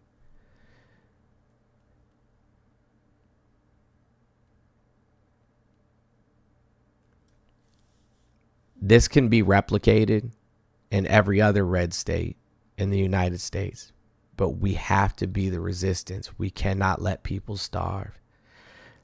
Billy, the pipeliner, I would like you to come up so that we can discuss that. If you know how to be respectful and have a regular conversation. I don't know your understanding of how this works, sir. Can I ask you just a couple of questions? And good morning, by the way. Sure. Good morning, by the way. Yeah. What if you're unhoused and disabled? Come again? What if you are unhoused and disabled? Hold on one second. Why would you be unhoused if you're disabled? There's all kind of programs for disabled people. Sir, do you understand that there's waiting lists for those programs? I don't know, but I don't know. But guys, if you don't mind. It ain't funny. It's the truth. Yes, sir. Do you All you gotta do is go. Sorry. You get houses, you get your lights paid, you get food. Sir, you understand that there's limited funds for those, and there's currently a freeze on federal funding, so that then we would lose the federal grants and federal funding for those types of programs. So the next question I'm going to ask you, you understand that there's limited funding for those types of things on the state level, especially when, typically it's a county by county basis. I've never seen where people have trouble getting money when they're disabled. They give people money that's perfectly fine to work. So stop doing that, make them get a job. That way the disabled people could have money that they need. What if they are mentally? These baby mamas that want to have 9 and 10 babies and all they want to do is draw welfare and food stamps. Stop that. Sir. We're not going to do that. So I just want to make you aware of something, sir. These people that you're talking about, to be on welfare and food stamps, you have to have a job. No, you don't. Yes, you do, sir. No, you don't. I'm from the state of Louisiana. I lived in Louisiana almost my whole life. You don't have to have a job. You do, sir. You have to have a job or be actively searching for a job. There are requirements that you must report about, how many jobs you've applied to, whether you're applying for things that are making you underemployed or adequately employed. You have to report things. Now, whether or not people are honest, that's up to them. But it is fraud and it is a crime to not do what you're supposed to. And when we look at the statistics on how much crime is actually happening in these particular programs, it's very little. If I wanted to do it, I guarantee you I could go to Louisiana because I'm raising 2 of my grandkids all the time now, and one of them I've got him half the time. I'll bet you I could go to Louisiana and be signed up on welfare and food stamps tomorrow. Nope, you cannot. I have I'll been. bet There's a you wait money. list. I'd be willing to bet you Okay, one of my cool. paychecks, and that's a pretty good paycheck. Sir, I have applied for SNAP when I was pregnant. I was unable to work because I had a high risk pregnancy, and Do you live in Louisiana? No, lived in No, I Florida. live in Florida. Do you mind, hey Billy? go. Billy, do you mind if they finish though before you interrupt? Yeah, go ahead. Nah, fuck it. He's stupid. I'm not even gonna have this conversation with because he's not gonna listen. He's not gonna listen. I'm telling you, I know Louisiana like the back of my hand. Okay, sir, I can It's show easier you. to get welfare and food stamps than it is to get signed up on your Social Security in Louisiana. Well, let's see. Is there a waiting list? I mean, imagine wanting people to be able to eat. Like that's wicked work to want people to be able to eat, to make it easy for people to have access to food. Like how fucking dare we? That's crazy. But anyway, so since you're now going to be quiet, no, every time I start talking, you start talking, and I'm not playing that game with you. I'll mute you. So anyway, I could not work full time. I was pregnant with a high risk pregnancy and had 2 children. I made too much money because somebody was fraudulently using my home address. I was denied for SNAP benefits. They don't just let anyone have it. There are requirements that you have to be using. I had someone fraudulently using my home address for their employment. They asked me no questions. They denied my claim. Thank you, closed the Lilifire. case, and said, "Too bad, so sad."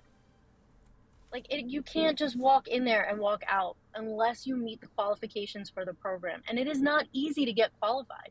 We have to live like at 21% the national poverty line to get access to supplemental nutrition. Like that's crazy town. People should be able to eat. And as far as SSDI goes, SSDI is not enough for people to 1, have housing, 2, keep the electricity on, and 3, afford food. Like many people get SSDI and it's $1,200 a month or less. Tell me somewhere that you can afford $1,200 a month to be able to keep a roof over your head, the lights on, and have access to food and water. Okay, I lived in Louisiana. Yeah, I was so- making, with 6 kids, I was making $400 a week. Guess what? I went without. I let my kids eat, and I went without because Sir, so you're I not could the only move one. and I've better gone myself. without Now, eating who's cutting too. who off That's now? not good. I'm the co-host. And I'm if I just can't cut returning you your Hey, guys, off, can- that gives you the reason to cut me Can off. can we I can mute you and you can't mute me. can I asked you a question, and I would like for you to answer the question. Ask me the question again. Where can you live with $1,200 a month where you can keep a roof over your head, the lights on, and have access to food and water? And that's just the bare minimum necessities you need to live. Where can you do that? I don't know. I don't have to worry about that anymore. I dug my way out of that situation and Exactly. bettered myself. Okay, do you know what SSDI is? It's some kind of supplement income, is it? Social Security disability? Yeah. Okay. So and you can get that whether you've ever worked in your life or not. Sure. Okay. So here's the deal. I'm gonna read you the SNAP eligibility for Louisiana. Okay. The SNAP eligibility for Louisiana. Okay. So you do have to work. The household is disqualified for failing to comply with work registration requirements. So you do have to have a job, but you are not allowed to make more than $2,750 in the entire household. So Per month. Correct. You cannot be, you're not allowed to make more than $2,750. Now let's break that down. Hold on. Let's break that down. Okay. Let's break that down for a second. Okay. So I'm going to look up the average rent in Louisiana, because I just want to know what the average rent is.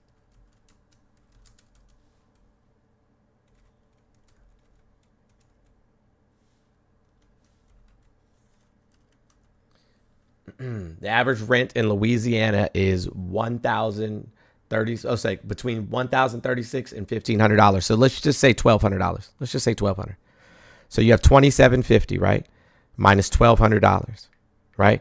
Now your kids probably have to, if you have little kids, they may have to go to daycare or something of that nature, right?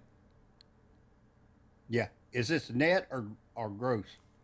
This 2,700 prior to taxes. So I haven't even taken out of the taxes out yet. So let's start again. 2,750 minus 20%. That's does Louisiana have state tax? Because if not, then it's 12%. Does Louisiana have state tax? State income tax? Yeah. Oh yeah. Okay. Yeah. So minus 20%. So now they have $2,200. So $2,200 minus $1,200. Right? Now you're left with $1,000.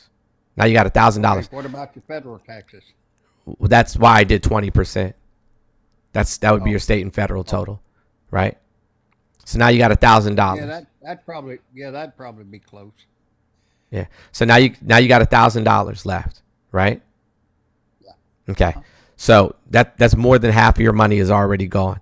Now you're probably gonna have to put gas in your car to get back and forth to work, right? Sure. So let's say gas is if you can afford a car. Yeah. Right. So how are you gonna get back and forth to work? Bicycle, walk. What if there's no jobs within the area that you live in? You know there's rural areas in Louisiana, right? Yeah. Oh yeah, that's where I used to live. It was Right. 10 miles to town. So somebody's gonna ride their bicycle 10 miles to town I rode one further than that. to work every day. Yeah, when I was young, yeah. Okay, but again, I was too young to drive. I started I started paying Social Security when I was 13, and I had a job that I had to get to by myself. Gotcha. And I wasn't old enough. Well, let's say they do have a car. Let's say it's $200 a month in gas. What is that? Hold on. I don't know. 40. What's the average fill up? $40? 40, 80. No, So 160. no. Why isn't it? So it's more than $40 so, for a heavy fill up. Right. So then 200. So then 200. So now they got $800. Now they're gonna have to have insurance on their car at least, right? Yeah, that's a joke. But they have to have it, right? But you have to have it, right? So let's say that's another $150 at least, right? Yeah, that's cheap insurance if you can find it. Yeah, I'm being generous. So now you got $650. Now you got $650 left, right? So now So now you got to pay childcare, and you're talking about childcare is at least $200 a week. 2, 4, 6, 8. So minus $800. You have negative $150. Now we didn't factor in electricity. We didn't factor in, you know what I'm saying, a phone bill. We didn't factor in, like literally anything. We haven't factored in any of the utilities, gas for heat. We haven't factored in groceries. We haven't factored in anything. Some people forget. Medication, doctor's appointments, diapers, clothing, soap. For argument's sake, let's say you don't have to pay childcare because you have kids who are school age, right? So we'll take that off the bat. Your electricity is going to take $200 a month. Your water. So we'll go back to the $650. Minus $40 a month for what did you say? Your water. How much for your electricity? Water. About $200. Yeah, probably close to $200. Average, and that's on. Yeah, probably close to $200. Yeah, so now we're at $410. Yes. So, let's take away food. I mean, shit, but $200 every 2 weeks? Food is expensive. Yeah, that's expensive. Every 2 weeks is that. It's more like, it would more like be a family size of 3 people, probably about $600 a month. I'm aware. So Billy, like, I don't understand, friend. So when you started working, how old are you, Billy? I'm 66. You're 66 years old. So the cost of living and the cost of housing and things of that nature was significantly different when you started working. Yes? Would you say so? Yes. Guess what? When did the minimum wage change here in the United States? When was the last time? When was it? Like 3 or 4 years ago? Federal minimum wage is still $7. 2019. 2019. when it went to Yeah. $7.25 an hour. Well, I was close. I said 3 or 4 years. It was 5 years. 2009. But 2009. look at the last time. 2009. Sir, 2009. I thought she said 2019. 2009. Look at the last time the minimum wage changed in Louisiana. They still at like $7.35 an hour. Yeah. That's pitiful. So Billy, then you should understand, sir. Are you a Christian by chance, Billy? I believe in the good Lord. You believe in the good Lord? Gotcha. When he turned the bread, he multiplied the bread in the fish. Did he say, "Hey, for those of you who got a job, get in this line, and for those of you who don't have a job, get in this line"?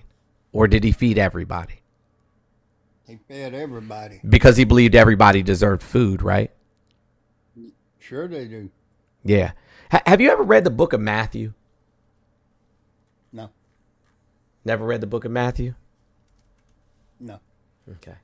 Well, the book of Matthew, Jesus Not is... gonna lie to you. That's fine. In the book of Matthew, Jesus is telling what is called a parable. He's telling a story. And then in this story, he's telling how somebody would be able to get into heaven. He's saying, when the Son of Man comes in his glory and all the angels with him, he will sit on his glorious throne. All the nations will be gathered before him, and he will separate the people one from another, as a shepherd separates the sheep from the goats. He will put the sheep on his right and the goats on his left. And the king will say to those on his right, "Come, you who are blessed by my Father, take your inheritance, the kingdom prepared for you since the creation of the world. For I was hungry, and you gave me something to eat. I was thirsty, and you gave me something to drink. I was a stranger, like immigrants, and you invited me in. I needed clothes, and you clothed me. I was sick, and you looked after me. I was in prison, and you came to visit me." And they will look to him and say, "Lord, when did we see you hungry and feed you, or thirsty and give you something to drink?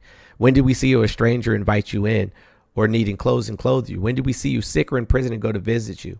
And the king will reply, "Truly I tell you, whatever you did for one of the least of these brothers and sisters of mine, you did for me. Whatever you did for one of the least of these, you did for me." He said, and those people will be the ones that go to heaven. The next thing that he says is, then he will say to those on his left, "Depart from me, you who are cursed, into the eternal fire prepared for the devil and his angels. For I was hungry, and you gave me nothing to eat. I was thirsty, and you gave me nothing to drink. I was a stranger, an immigrant, and you did not let me in. I needed clothes, and you did not clothe me. I was sick and in prison, and you did not look after me." Are you a sheep or a goat, Billy? So then why would you tell me in the comments before I invited you up, well, then they should just get a job? That is Matthew 25, verses 31 through 46, if those of you don't know. So you're supposed to take care of just as they say, they say don't feed the bears. You ever heard that saying? Don't feed the bears. Sure. Because they'll start depending on you. What part of this verse or any verse did Jesus say that? I said that's a saying, not in the Bible. That's just a saying. Should I listen to the man? Should I listen to man, or should I listen to God? Well, I wouldn't mind helping somebody. Well, no, hold on. What does Jesus say? What does Jesus say about that? What does Jesus say about listening to the words of man over God? Let's find out. What does Jesus say about listening to man over God?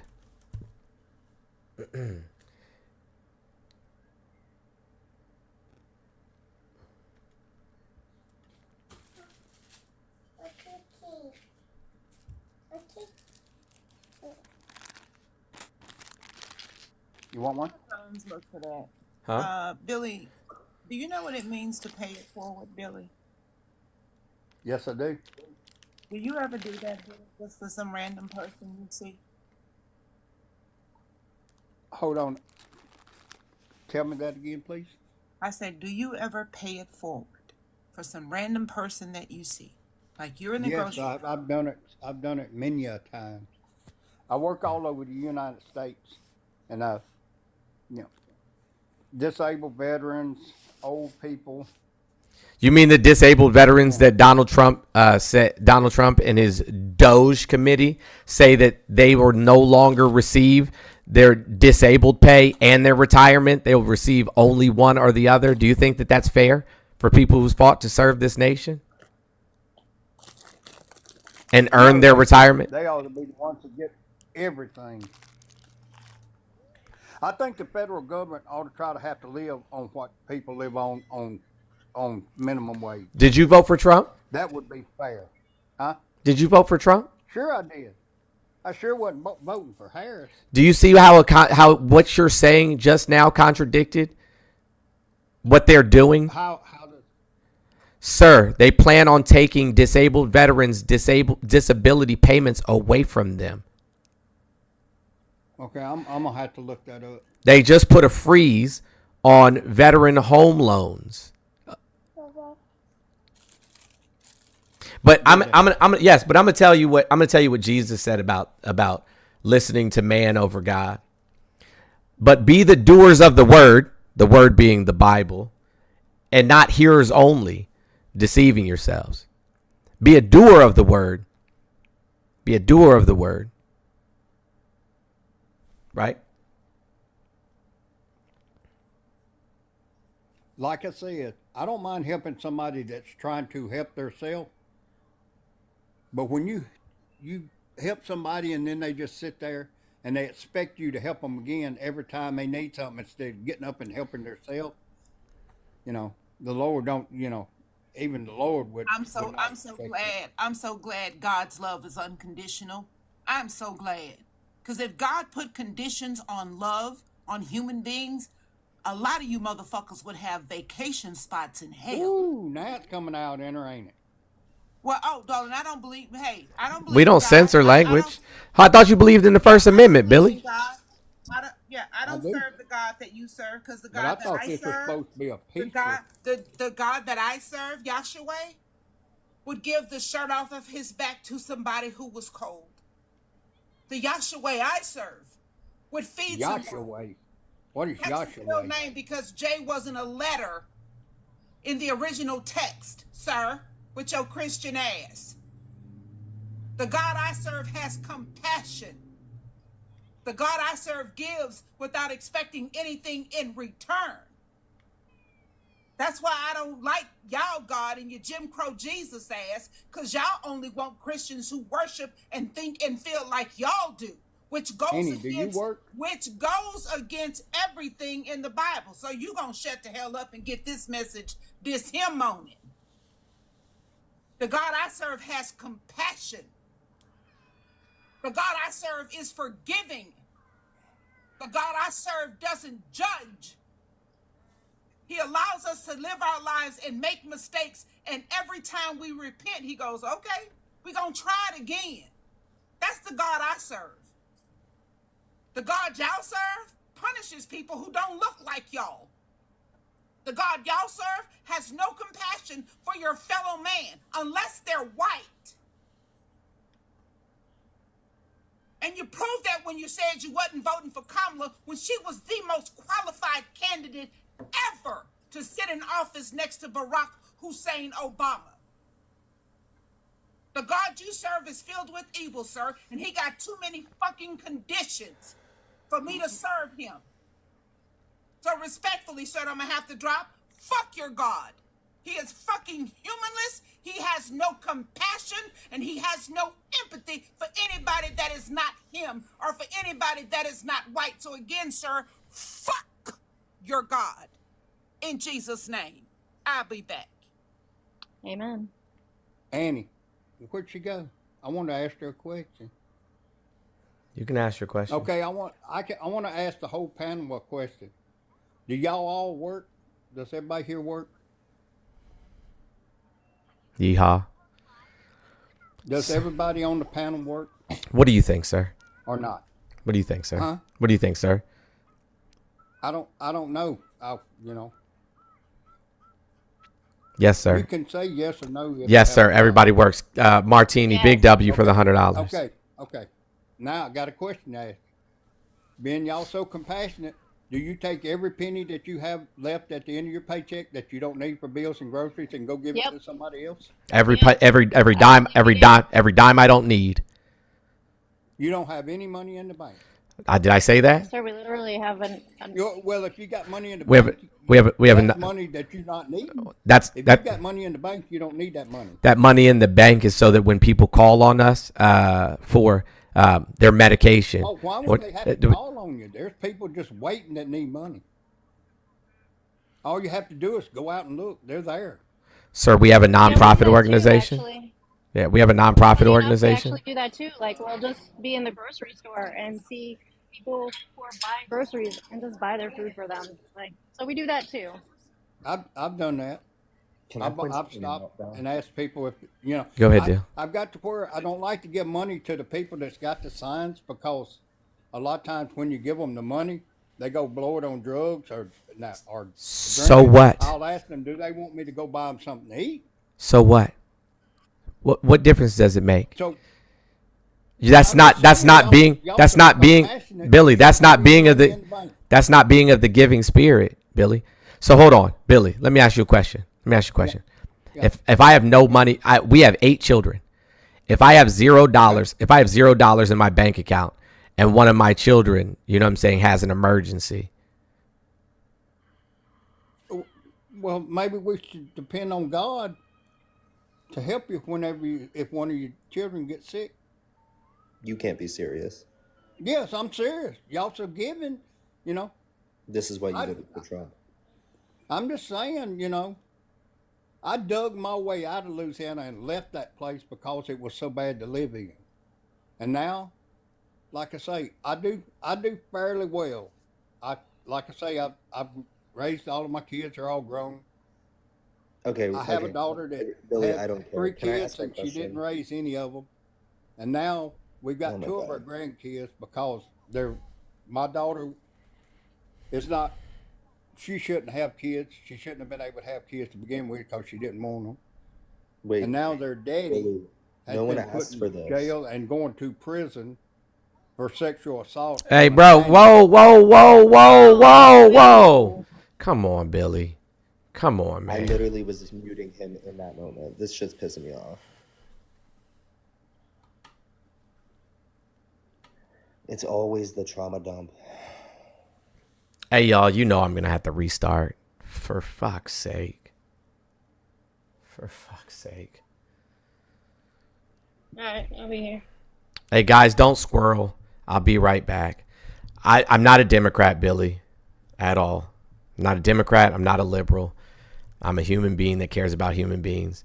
I had to drop you because of what you said. It's against TikTok community guidelines. I'll be right back, y'all. Jesus Christ.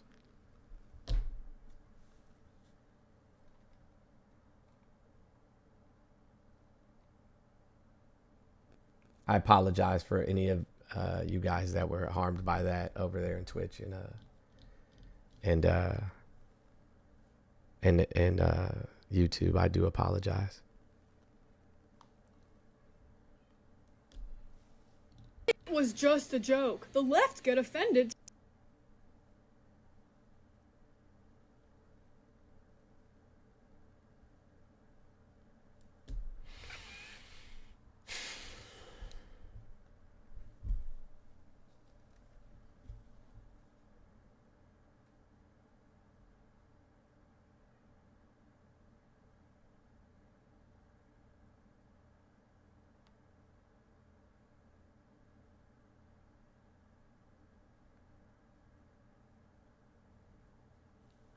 I'm going to wait till some people come back up, and then I'm going to make a little bit of a public service announcement. Whew, boy. What's up? I said I'm gonna wait until you know, a decent amount of the people come back, and then I'm gonna say what I had to say. Okay. How you been? Oof. Morning. We'll talk about. I was okay when I woke up this morning. I got you. I got you. I got you. I got I'm you. just mad because Trump would beat you up. Trump would butter you. Okay. He'd knock you out, me. Yeah, shut up. Cool story, bro. Can you spell the word you just said? Was it body? I don't know, but he's blocked now, Or so batty? it'll never matter. No one will ever care. You'll be the most unmemorable person in the history of humans. Go ahead. It was interesting that Billy had these standards that he was applying to every single aspect of like what other people did for people except himself. Yeah. Like it was like, do you work? Okay, do you take your money and give it to people? But like not him doing that. It was just like making sure other people did. And I wanted to like point that out because it's like very common amongst like Christians, like in my opinion, like fake Christians, to do that, to standardize everything and give people things that they have to, you know, abide by, but themselves, you know, they don't have to do that. So a real Christian would understand that they would be the ones that need to help and never condemn other people for not doing it. They just do what they're supposed to do, you know? So it's so hard to like listen to that and then be like, how does he think he's a Christian, but also is telling people that they're not doing enough? Like, I don't know. Who's in the request? Oh, okay.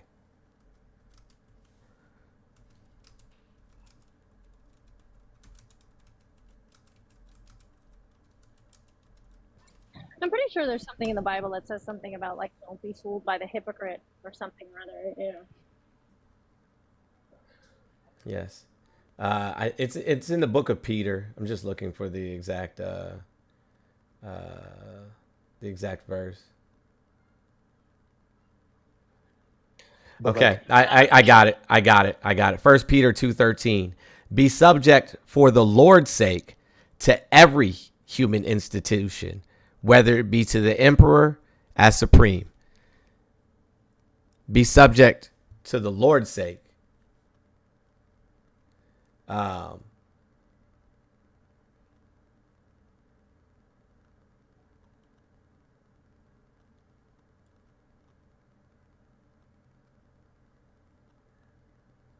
And Acts 5:29, Peter says, but Peter and the apostles answered, and let me read that whole. Let me read what's right before that, because I don't want anybody to miss anything or say that I was cherry picking.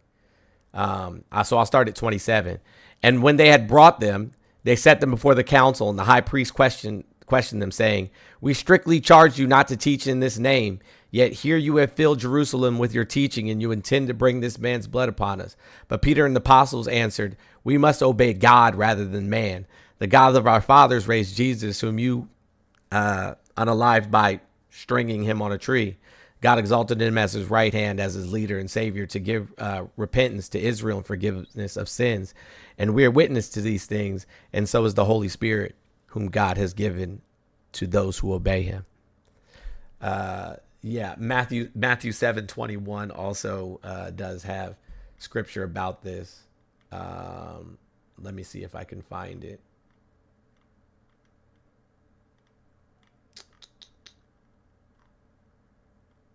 Mark does as well.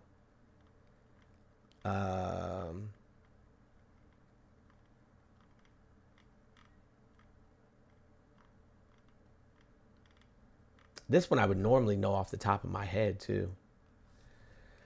Woo! We got a decent amount of people back. For anybody who may have been harmed by what was just said, I want to sincerely apologize.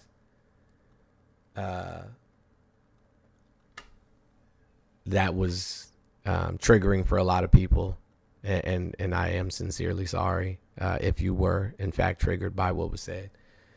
Not everyone who says to me, Lord, Lord, will enter. Thank you so much, Kendall. Will enter the kingdom of heaven, but only the ones who does the will of my Father who is in heaven. Many will say to me on that day, Lord, Lord, did we not prophesy in your name, and in your name drive out demons, and in your name perform many miracles? And then I will reply to them plainly, I never knew you. Away from me, you evildoers. Now, what he actually says, oh, shoot, let me turn back on this for you guys. What he actually says is, go away from me, you workers of iniquity, for I never knew you. That's what he actually says. Whew. You know, And Jones, I apologize for my outburst. He was pissing me off. I was there's over no here need to trying apologize. We've had that conversation earlier today. Good morning, everybody. Hold on How one y'all second, doing? friend. Somebody was speaking.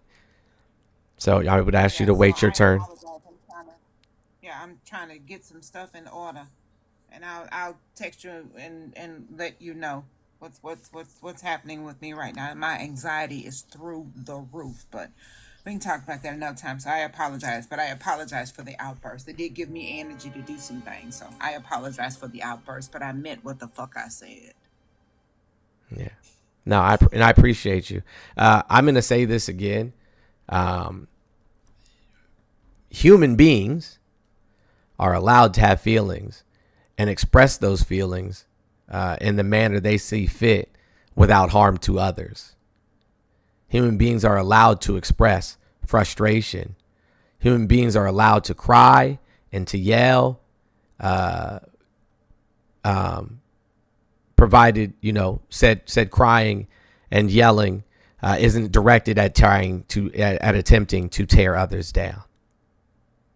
You're allowed to have your feelings and express your feelings in the manner you see fit without doing harm to others. Period. And I stand on that.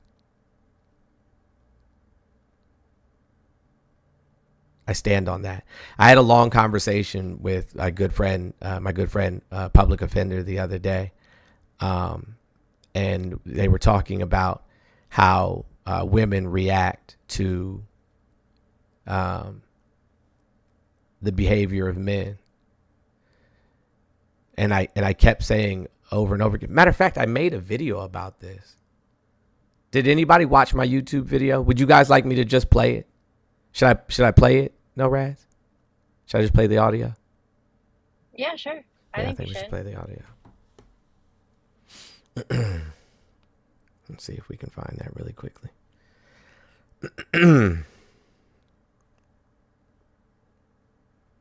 While Jones is doing that, I'm going to take the opportunity to remind you to please tap the screen and share the live. Be an active participant in this space. We only have 125 shares right now. There's 948 people in here, 49 people.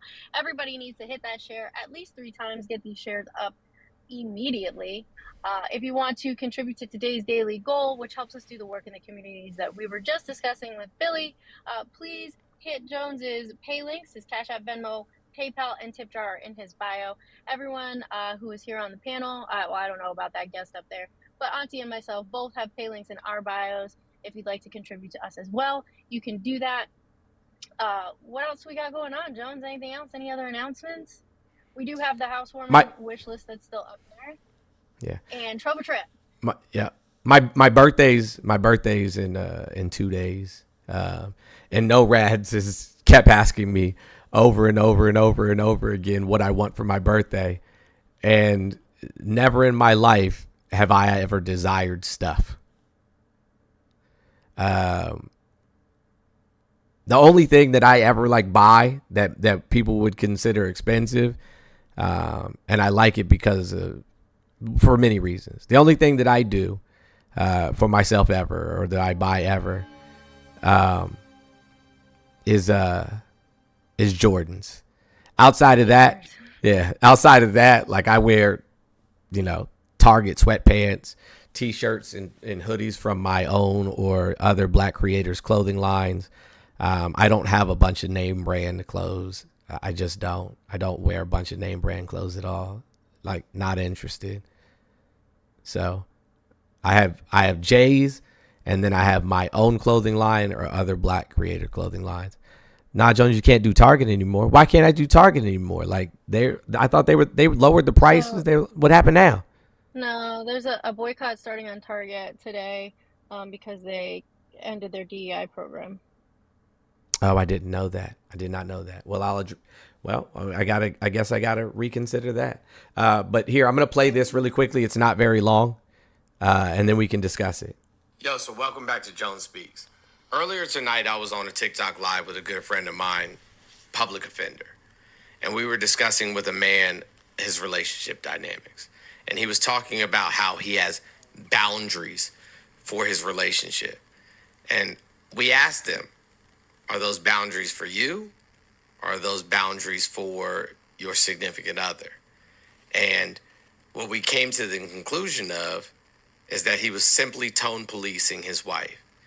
And so I really thought that it was important for us to discuss what it looks like to tone police your significant other and how it's harmful, how that's abusive in nature. So we're going to watch a quick clip, and then we're going to dissect this. Have you ever told a girl to relax? Yeah, bad idea.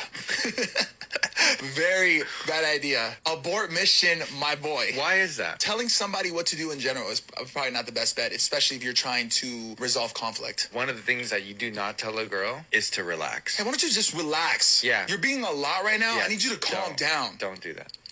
Let's talk about tone policing and how it's weaponized against women, especially when they're responding to harm caused by men. Because here's the thing, whether it's emotional, verbal, or psychological abuse, pain is pain. The brain doesn't separate physical pain from emotional pain. It just processes pain. And yet, when women express their hurt, their anger, or their frustration, suddenly it's about how they're saying it and not why they're saying it. Oh, you're overreacting. You're too emotional. You could have just said it nicer. Like, bro, what? Why is the tone of her pain the problem instead of the behavior that caused it? Let me be crystal clear. Women don't owe you a polite response when you harm them. Whether it's gaslighting, manipulation, cheating, or lying, whatever the harm is, their response is valid, period. And for the record, studies have shown that the brain lights up the same way for emotional pain as it does for physical pain.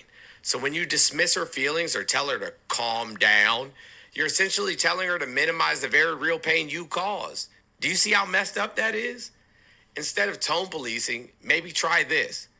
Listen, reflect, apologize, do better.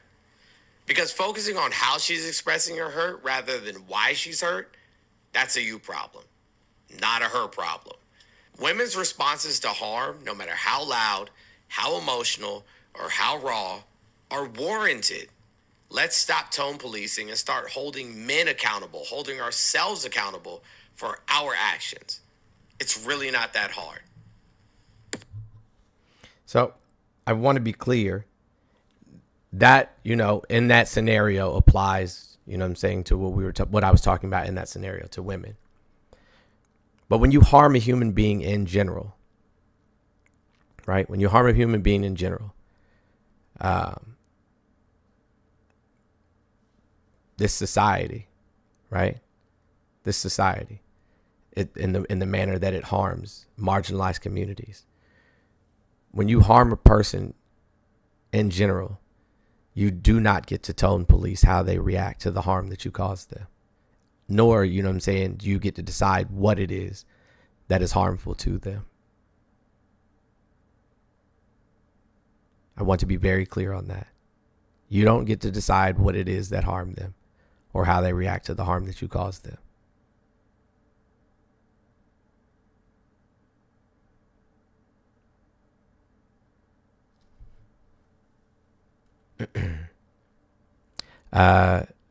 Amanda or Auntie, do you have anything that you have to say about it? Hey, Stately, yeah, bro, you got to get muted. You're not, if you got something to say, you can come up here. You said it all for me.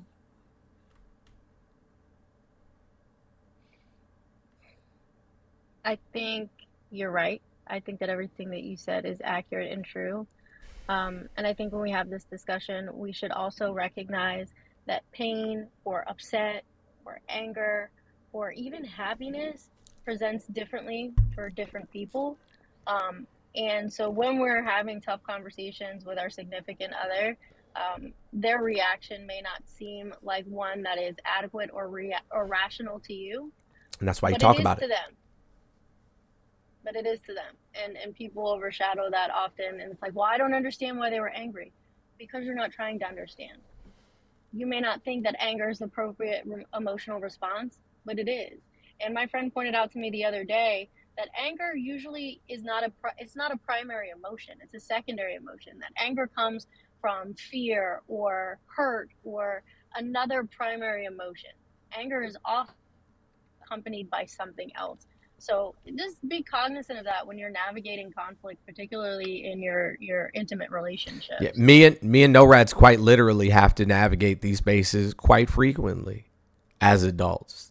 That's how you build healthy relationships with your significant other or your friends or your community. We have to navigate these very tough conversations frequently.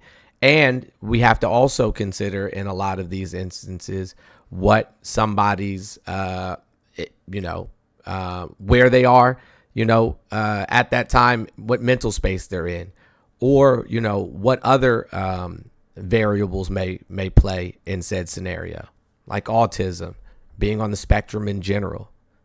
So I think that we need to start being more humane and seeing people as human beings, all people, seeing them as human beings, because I think that lack of humanity, and I tried to convey this message before, that lack of humanity is what is harming, everybody the most. Right. Like that's such a primary messaging point for you. I mean, like you even made shirts and hoodies that say all we need is humanity, because really and truly treating people like other human beings is one of the greatest steps forward we can take, not only in our personal relationships, but as a society.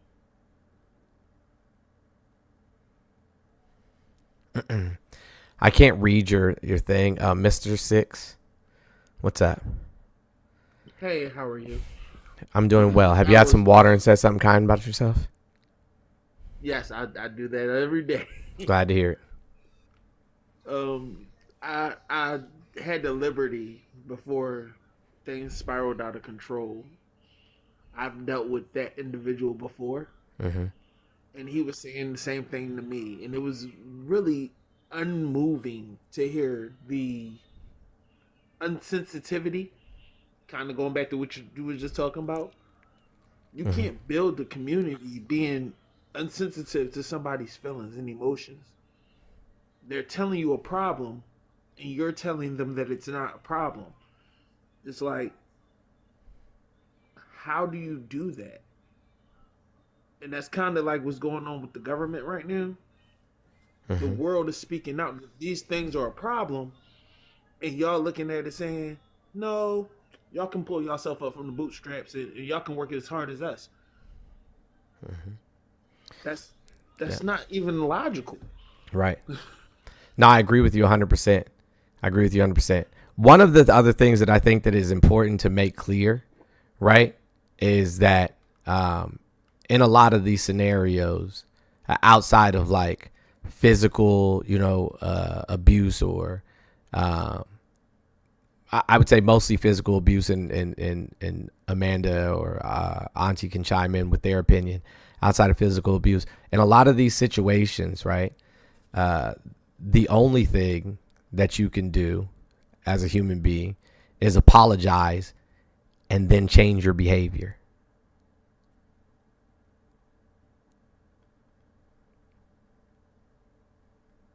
When you're the person who caused the harm. I'm going to ask for forgiveness. I'm not going to beg you. I'm going to ask, and I'm going to ask with the utmost sincerity. What you do with that, it's on you. Accept it, ignore it, cuss me out. I do not care. But if I apologize and I can acknowledge what I'm apologizing for and that harm, child, that's a you problem. I'm going to go home and go to bed. I don't know what to tell you, boo. And nobody is obligated to accept your apology either. And that's fine. And you have to be able to deal with that. Nobody is obligated to accept your apology. No one. Right. They are not obligated to accept your apology. And you got to live with that too. Yep, I've had moments where I've just recently found myself apologizing to people with sincere apologies, and they just looked at me like, "Oh well," and I'm like, "Oh, okay." Like it hurts to see somebody not accept your apology, knowing that you were sincere, but you know you're doing your best by them. So, like I said, if you allow me in your space and you allow me to still stick around, that's for me. That's kind of you forgiving me and letting it go because you're still allowing me to be there. But don't. Hold on, let me correct some misinformation, or just for me, and I'm not speaking for anybody else. If I apologize to you and they don't accept, baby, that's the you problem. That's not a me problem. I did my part, and I did it with sincerity. I acknowledged, I owned, I apologized, and I will put forth every effort not to repeat the same behavior. If you choose not to respect that, I'm not losing any sleep, baby. You are. And when I say you, I just mean per se, not you specifically. Forgiveness is not for you, it's for the other person. I did my part. What you do with that is on you, because I ain't losing no sleep if you don't accept my apology. That's a you problem.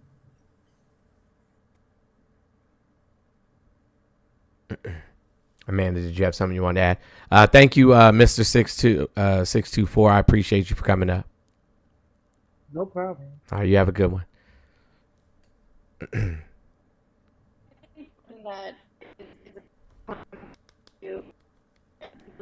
Can't hear you.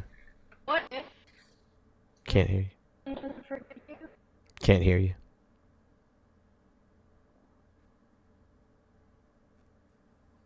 Why she on Wi-Fi? Can you hear me now? I can. Yeah, now we can hear you. Go ahead. Okay, I had to switch over to the Wi-Fi. I think something that people have a common issue that people have a hard time navigating is what happens if someone doesn't forgive you or someone doesn't change the behavior. Because that feeds into that boundaries discussion that we had, right? That you and Pub had and you and I both had. Like, what do we do with that now that we have that information that an apology wasn't accepted or a boundary isn't going to be respected? All I can do is apologize. If you choose to accept my apology, again, baby, that's you. If it got a fade in your spirit until you get called home to glory, wherever glory is, that's still a you problem. I did my part. I owned it, I apologized, and I corrected that behavior and made every effort to not repeat it. And you can look at me, and I'm just saying you per se, not you personally. You can look at me, well, I don't accept your apology. I'm going to go, okay, who we going to get chicken wings or Heineken's? Anybody is craving some Fuddruckers? What we eating today? That's still a you problem. My fat ass going to stay fat. I'm still have to go to work. I'm going to still have to make sure I tell Jones I said something kind about myself and drink my damn water. Baby, that's all a you problem. Mm-hmm. I think the point I was making when I asked that question was that if someone chooses not to accept your apology, you have to be okay with that. And if someone chooses not to respect your boundary, you are within your rights to maintain your self-respect and walk away from those situations and no longer include those people in your space. Will you get some kind of emotional response from them? Maybe not. But it is absolutely okay to treat yourself with kindness first. And that's something that Jones says every day. That's something we talk about all the time. That's why he says, if you said something kind about yourself, because you really ultimately should treat yourself with kindness first when you encounter these kinds of situations. And it doesn't matter what the relationship is. It could be your parents. It could be your significant other. It could be a friendship. It is absolutely okay to say, hey, I don't accept your apology, or you crossed my boundary that we had a discussion about and you're not changing your behavior. And so this is just not for me. Yeah. I have a cousin. Hold on 1 second. I just want to say something before I forget it, Auntie. Just 1 second. I want it to be very clear. I do not. I mean this so sincerely. I cannot emphasize this enough. I do not apologize for things I do not feel sorry for. If I did something and you're looking for an apology and I say nope, you're just going to have to accept that for what it is, because I will not apologize for things that I do not feel sorry for. if I said something, the vast majority of times, I meant that shit. Full stop. Auntie, go ahead, and then I'll introduce the next person. Oh, that's facts. I have a cousin in Vegas that I haven't spoken to since I left Vegas in 2013 because she did me dirty. She did me dirty. Now I've gone back and I've seen her, and I'm cordial to her out of respect for the spaces in which we gather. Oh yeah, I definitely do that. Please know that. Yeah, just because I, just because I forgave you for your behavior don't mean I got to endure you any longer than I have to. My brother, talks crazy to my mama. He called me one bad slur. I ain't spoke to his ass since. My dad had been gone since 2004 or 2006. Darling, I forgiveness is for me. Enduring you is Thank so you, Adrian. I don't go to jail. Yeah, I no longer endure you, so I don't go to jail. That's for me. That's to protect me. Sometimes it's also to protect you. I don't look good in orange.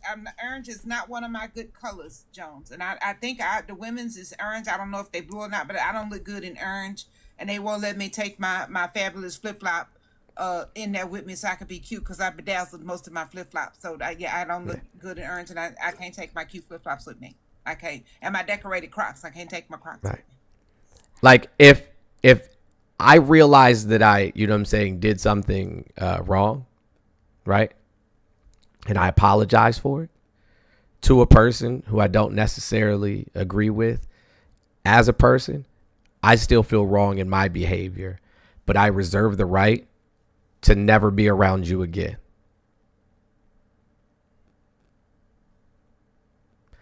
Jacqueline. Good morning. Hi. How are you? Good morning. Have you had some water and I'm said good. something kind about yourself? Yes, I did. I actually had therapy this morning, which is very nice. Glad to hear I that. did drink some water.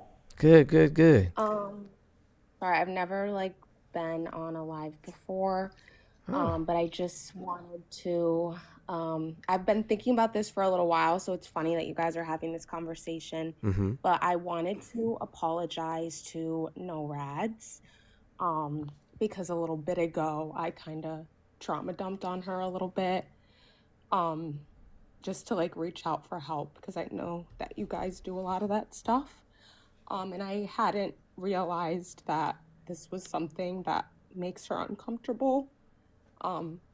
And I saw a message from her in the Discord afterwards.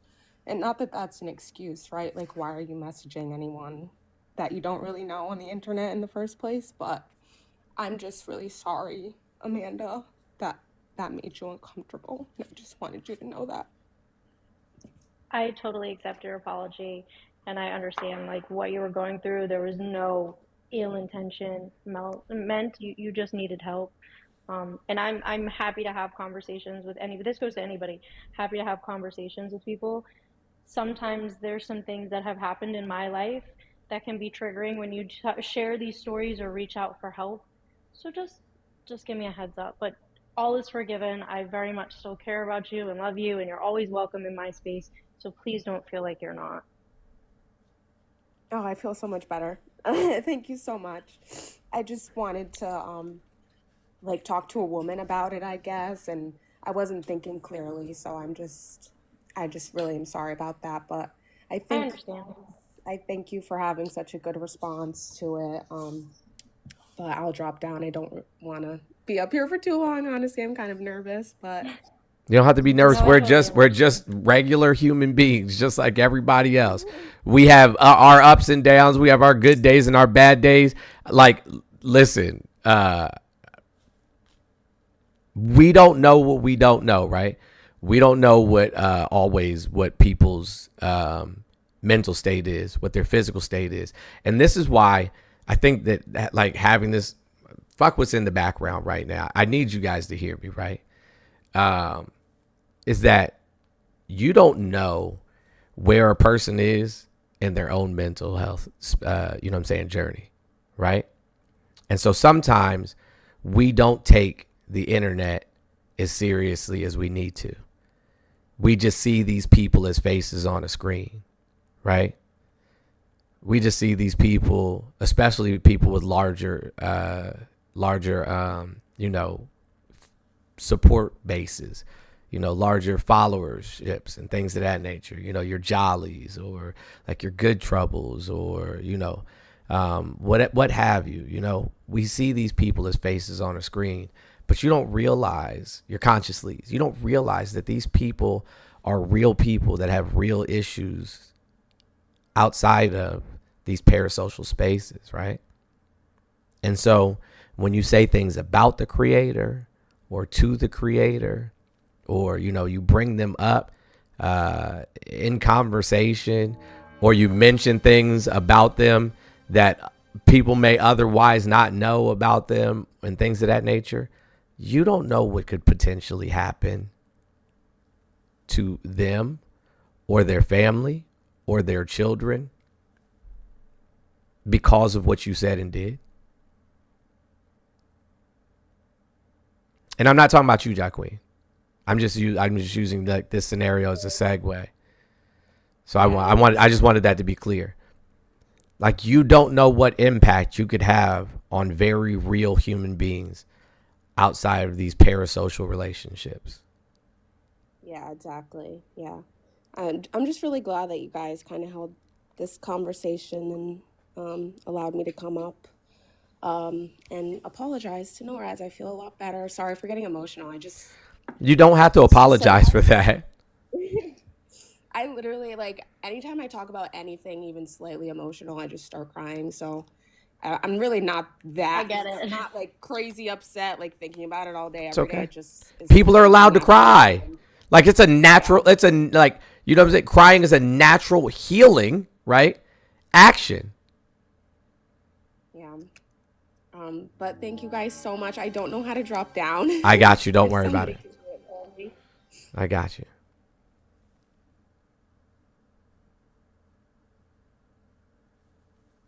The FAA confirms there was a staffing issue prior to the thing that happened in DC, and the person that was in the air traffic controller left early. Thank you. I love Prince. And also thank you, Danielle, earlier, if I didn't say so. And this is the worst air thing, Medusa, since 9/11.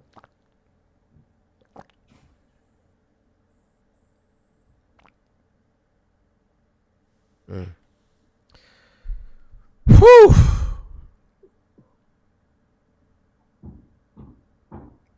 Left early is crazy.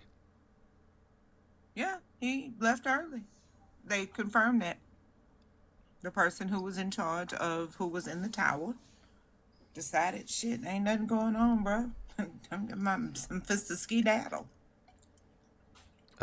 Adrian, I think I already thanked you for the $10, but we were having conversation, so I'm not certain that I did. But if I did not already, thank you again. I appreciate you. I did take it off the screen. Is there any other pressing issues, Florida or otherwise? Oh, so as I was talking about, these food kitchens or food banks here in Florida closing.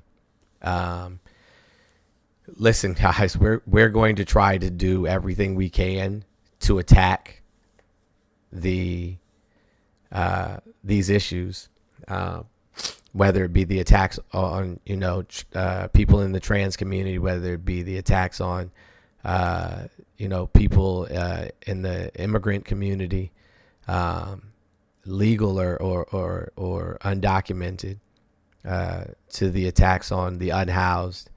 And then we're going to start setting up on YouTube and in our Discord, which again, remember, you have to be a subscriber, to participate in these things, and understand, like, being a subscriber helps towards the mission, right?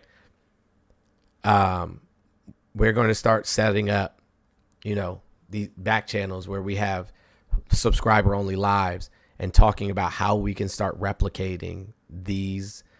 And Michael, thank you so much for the conversation we had yesterday. I don't know if Michael's even in here, but this is how we get shit done. Back in the day, they used to go into the basement of the church. I ain't going to nobody goddamn church. And I ain't hiding in the back of nobody beauty salon. Right? This is the easiest way for me to relay information to people. Education and information. Right? And so we are going... you can do it from your computer. If you can't resub on here, you can do it from your computer. It's because it's not in the Apple Store or whatever. Or you can subscribe on YouTube, or you can subscribe on Twitch. It's all the same. I'd recommend that y'all probably subscribe on YouTube and Twitch, to be honest with you, because we don't even know how long this will last. But that being said, we're going to start having these conversations about how we can replicate these organizations. You know, we can call it the fucking social media underground railroad. But we got to organize. And I can't be in every city, in every place, you know, with every action or activity. So this is how we got to do it. But these things take resources. They take crowdfunding. They take collectivism. They take, you know, people putting in work after work, you know, amongst the things that they have to do with their family already, so that we can communicate effectively with each other, and also, you know, get tasks done. Because myself and NORADs, I can't write every grant proposal. I can't be at every activation. I can't answer every email. I can't, you know. You know what's funny to me, Auntie? And I think I'm going to put this on a shirt. What you got?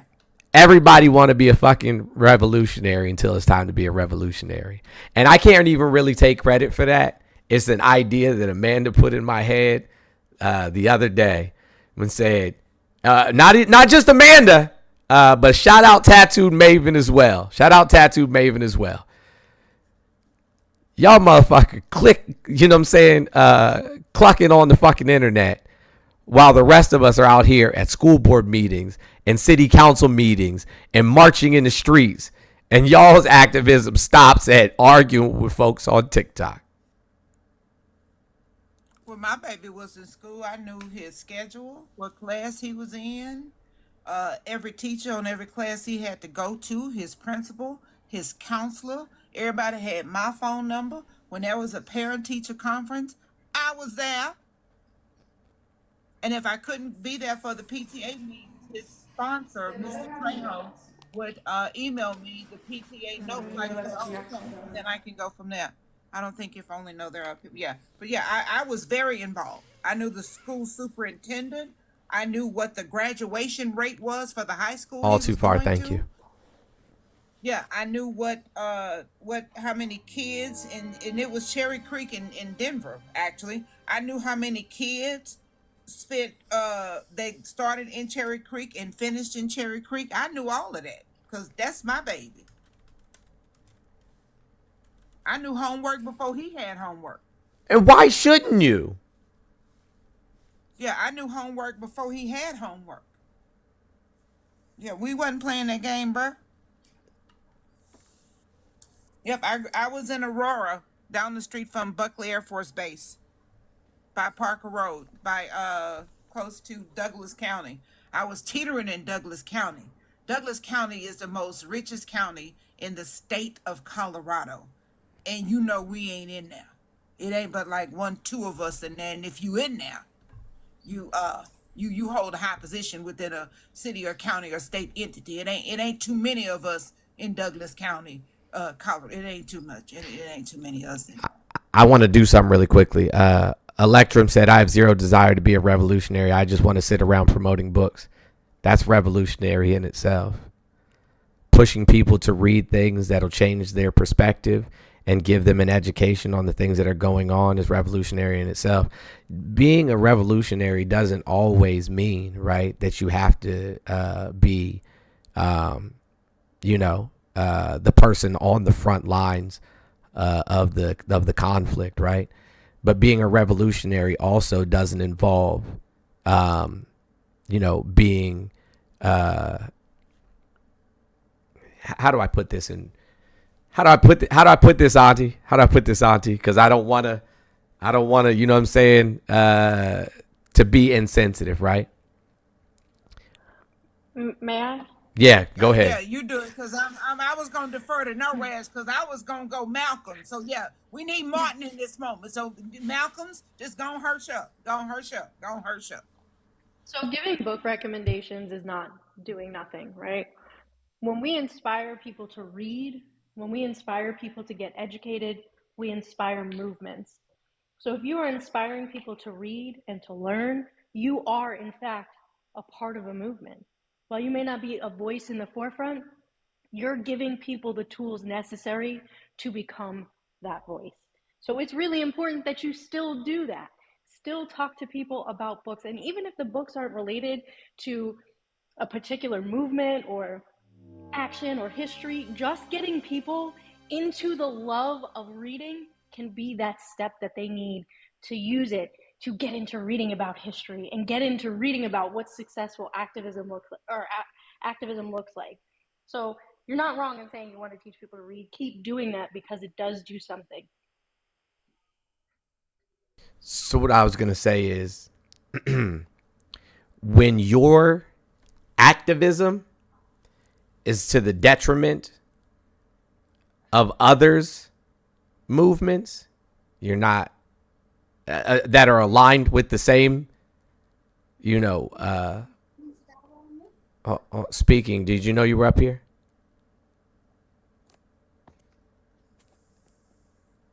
Speaking. Did you know you were up here? Okay, I'm gonna drop you down. When your activism or your movement is at the detriment of other marginalized communities or other movements that you purport to be in alignment with, that's not activism.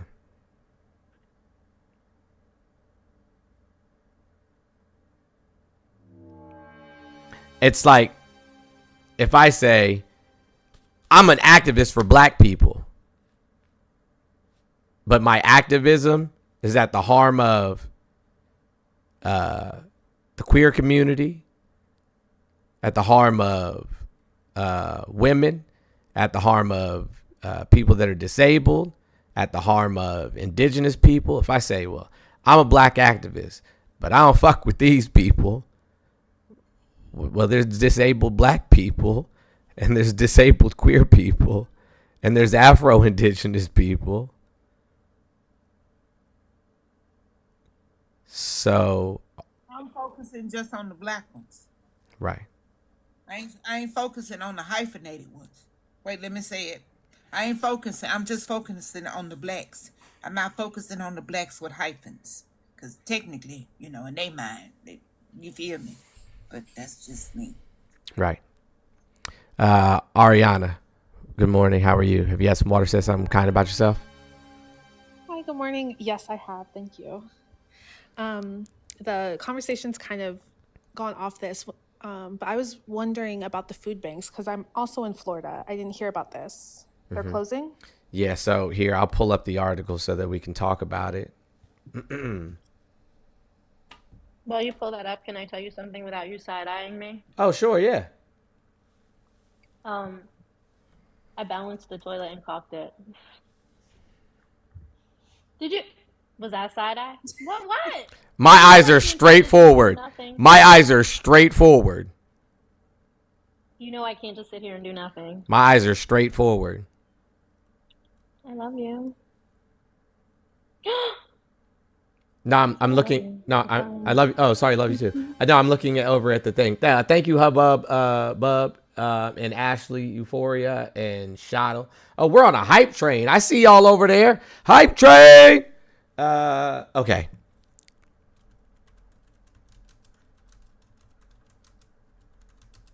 Joanna is always team no rags, and I love that. Ride or die. Love you. See, even Tattoo Maven said bombastic side eye. Okay. Sorry, guys, I'm eating. I haven't eaten today. Oh, and also, sorry, no reds. She probably did it wrong anyway. I'm gonna have to go fix it. Good. I put the shims on it. Also, is the closing of the food banks I'm assuming it has something to do with like a bill that was passed or something with the Trump administration, or does it not? Is it totally something different going on? So the federal freezes are going to cause the food banks to close. They're not, if they don't not receiving the federal grant money anymore, they're going to have to close the one in Palm Beach County and Treasure Coast. The Melbourne Daily Bread is shutting down the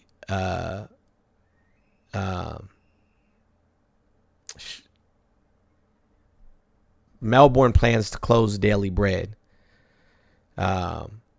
which is one of their I guess you would call it a soup kitchen, or yeah, it is a soup kitchen. They're going to close it down.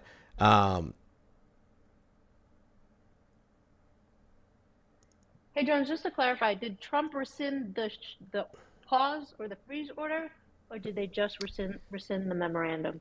I think they just rescinded the memo. Sorry, Yeah. that wasn't for me. No, sorry. you're okay, Ariana. That's totally cool. It's fine. I was saying it because of what was going on in the comments, like what people were saying. So just so we had some clarity on what was going on moving forward. Yeah.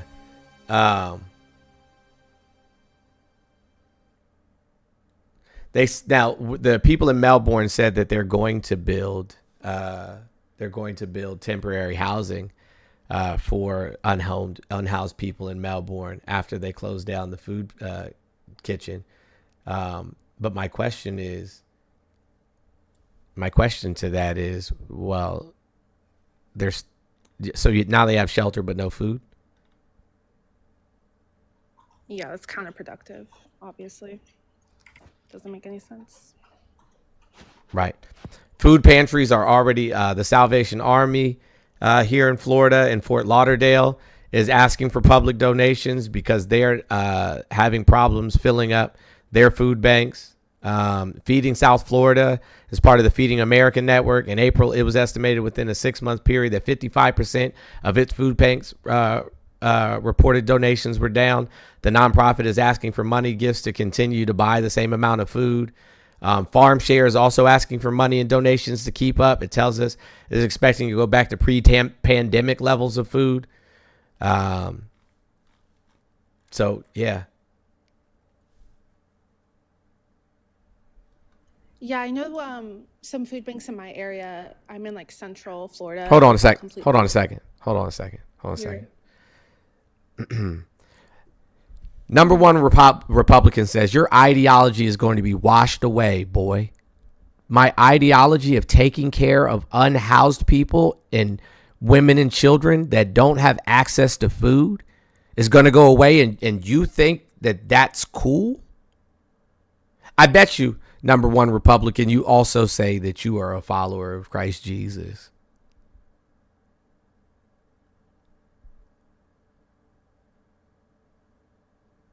Amy, I agree about being careful. I'm going to mute you, number one Republican. I think that you're an absolutely abhorrent human being. Yeah, pro-life. He's pro-life. Pro-life. But fuck them kids if they need food. Get a job, 5-year-old. Get a job, 5-year-old. I'm sorry. Go ahead, Ariana. I did. If this is who I think it is, because I got that screenshot. If this is who I think it is, I'm going to send this to Itchy and Liv. You going to get cussed the fuck out, bruh. You going to get cussed the fuck out. You going to get cussed the fuck out. I'm going to make sure they see your comment because I took a screenshot of your comment and your profile. I think this is who you are, but I promise you, you're about to get cussed the fuck out. Because I'm telling Liv and Itchy. Not that Jones can't handle his business, but y'all always come up in our motherfucking spaces. Yeah. Let's not do anything about protecting them from pew-pews. Let's not do anything about making sure they have health care. Let's not do anything to make sure that they got food. Let's not make sure that they have stable housing. Let's not make sure that they have an education. Like, fuck all of that. What do they need any of those things for?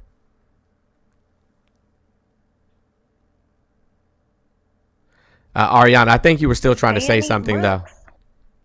Oh, I was just gonna say, in my area, they, I don't think this had anything to do with federal money, but they recently had to close down a couple like food banks here, like a couple months ago. My mom like manages a few in the area, so that's the only reason I knew about it. But I know a lot of people don't know like this is happening. Like resources are just not where they should be, and they're kind of forced to close down. And there's thousands of people now who relied on that food, they're not getting lunch and all their other things that they were giving to the community. It's just so sad. Yeah, no, I agree 1,000%. Joanna, good morning, how are you? Good morning. I'm exhausted. I bet. Have you had some water and said something kind about yourself at the very least? I have had some water and said something kind about myself and said some unkind things about Velveeta Voldemort. Shout out to Bippity. I'm sorry. To who? Velveeta Voldemort. About Velveeta Voldemort. My God, today. That's my first one today. Yeah, I heard Bippity say it one time and I was like, yeah. Yep, that's another one added to the list. I just wanted to hop up real quick because there has been a whole lot of confusion about the freeze and then the block, and then like it's purposefully done, I think, but people on that side have been doing what they usually do because they're stupid and saying the quiet part out loud. So the initial freeze was for the memo, and he did rescind the actual memo, but AGs in states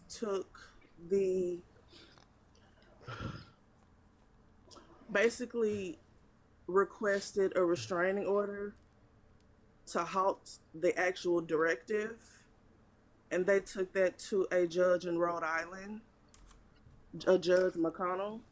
So that judge is mulling over the details and deciding if the restraining order should stay in place for the actual directive itself.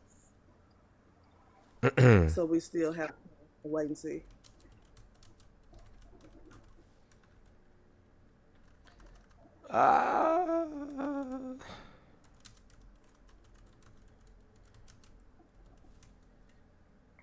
It's almost 12:30. Are you? Yep, I'm about to wrap it up. Okay.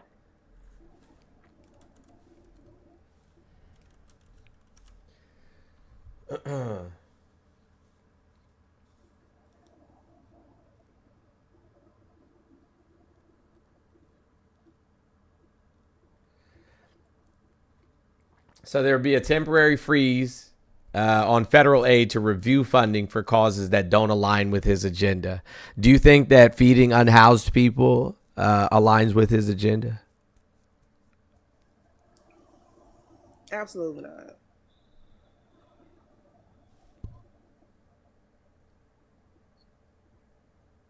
Neither does feeding children, neither does anything that actually helps poor people. Like, it's one of the reasons I'm exhausted. My mom has worked for Head Start for 34 years. At around noonish, their boss went into every classroom and go ahead. No, I just remembered the one topic that I said I'm going to talk about today, and I did not mention it at all. So I want to do that before we close out of here. But in the meanwhile, hey guys, there's only $3.90 left in the secondary goal. $1. There's 1,100 people. $1 from 390 people. Cash App, PayPal, Venmo, tip jar. You can send it myself or no Rads. We don't care who you send it to. Would help clear that goal. I do appreciate all your guys' support. What I wanted to say really quickly is if you guys are federal employees and you're even remotely considering taking the offer to resign, please, please, please don't do it. Use your brain. Please don't do it. How many contractors has he promised to pay over his lifetime and then just didn't? He doesn't even have He doesn't even have the power to do what he's saying he's going to do. He doesn't even have the power to allocate the funds to pay you. Congress would have to vote on that to release the funds. I also want to point out, if you're a federal employee and part of a collective bargaining agreement and you did tender your resignation, check with whomever your representation is, if you're AFGE or otherwise, and find out if you can rescind a resignation, because some positions, according to their local collective bargaining agreement, you can in fact rescind a resignation. So just be cognizant of that. Thank you for the $10, Letty. Yeah, So you're he's saying never going to pay them. Okay, so you're saying he's trying to get people to resign, but he has no intention of paying them the 8 Absolutely not. Absolutely He not. doesn't have the authority. He doesn't have the authority to do it. Kimberly and Gamunda and Lisa, thank you so much for the 40, 25, and 10. You guys are amazing. Considering too, he still owes money from his other campaigns that he owes, like what is it, 2 million or 2.3 million or 2.5 million for all the people that he stuck after he had rallies there. That's why most of his ish is outside, and if it Thank is you, inside, Phoenix. it's through a private company. Yes, and if you resign from your position, Thank you, again, this Jessica. depends on your collective bargaining agreement, but you may lose access to retirement benefits. You may lose access to unemployment benefits. Like, please do not resign. Let them Thank you, force you Jessica. out if that's what it comes to, so that you have access to state-provided benefits and other means of recourse. Like, please, please, please do not resign.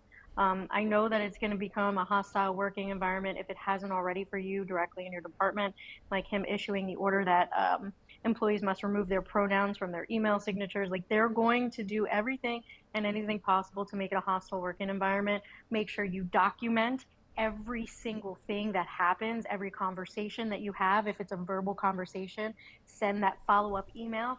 Hey, so-and-so, just to reiterate our conversation today, blah, blah, blah, blah, blah. BCC your private email unless you are sending something with secured information. Don't get in trouble for that. But please, dot your I's, cross your T's, CYA, and stick it out. More importantly, again, if you are a union, if you have a union, if you're a union-based employee, before you sign anything, check with your shop steward. Go to the head, whoever negotiated the contract at the union, go to them and explain what is happening. And then allow them to decide the course of action or give you options. Yes, do not go to HRC. HRC will fuck you. They're not there for you. Do not go to your HR rep. Do not go. Go to your union steward or directly to the union itself. Don't do that. Don't do that. I had a coworker, they accused her of doing something, and she went to an HR meeting without union representation. She was out of work for a year and 3 months until the quote-unquote investigation was completed. And then she was brought back to work, and they had to pay her back for that 1 year and 2 months.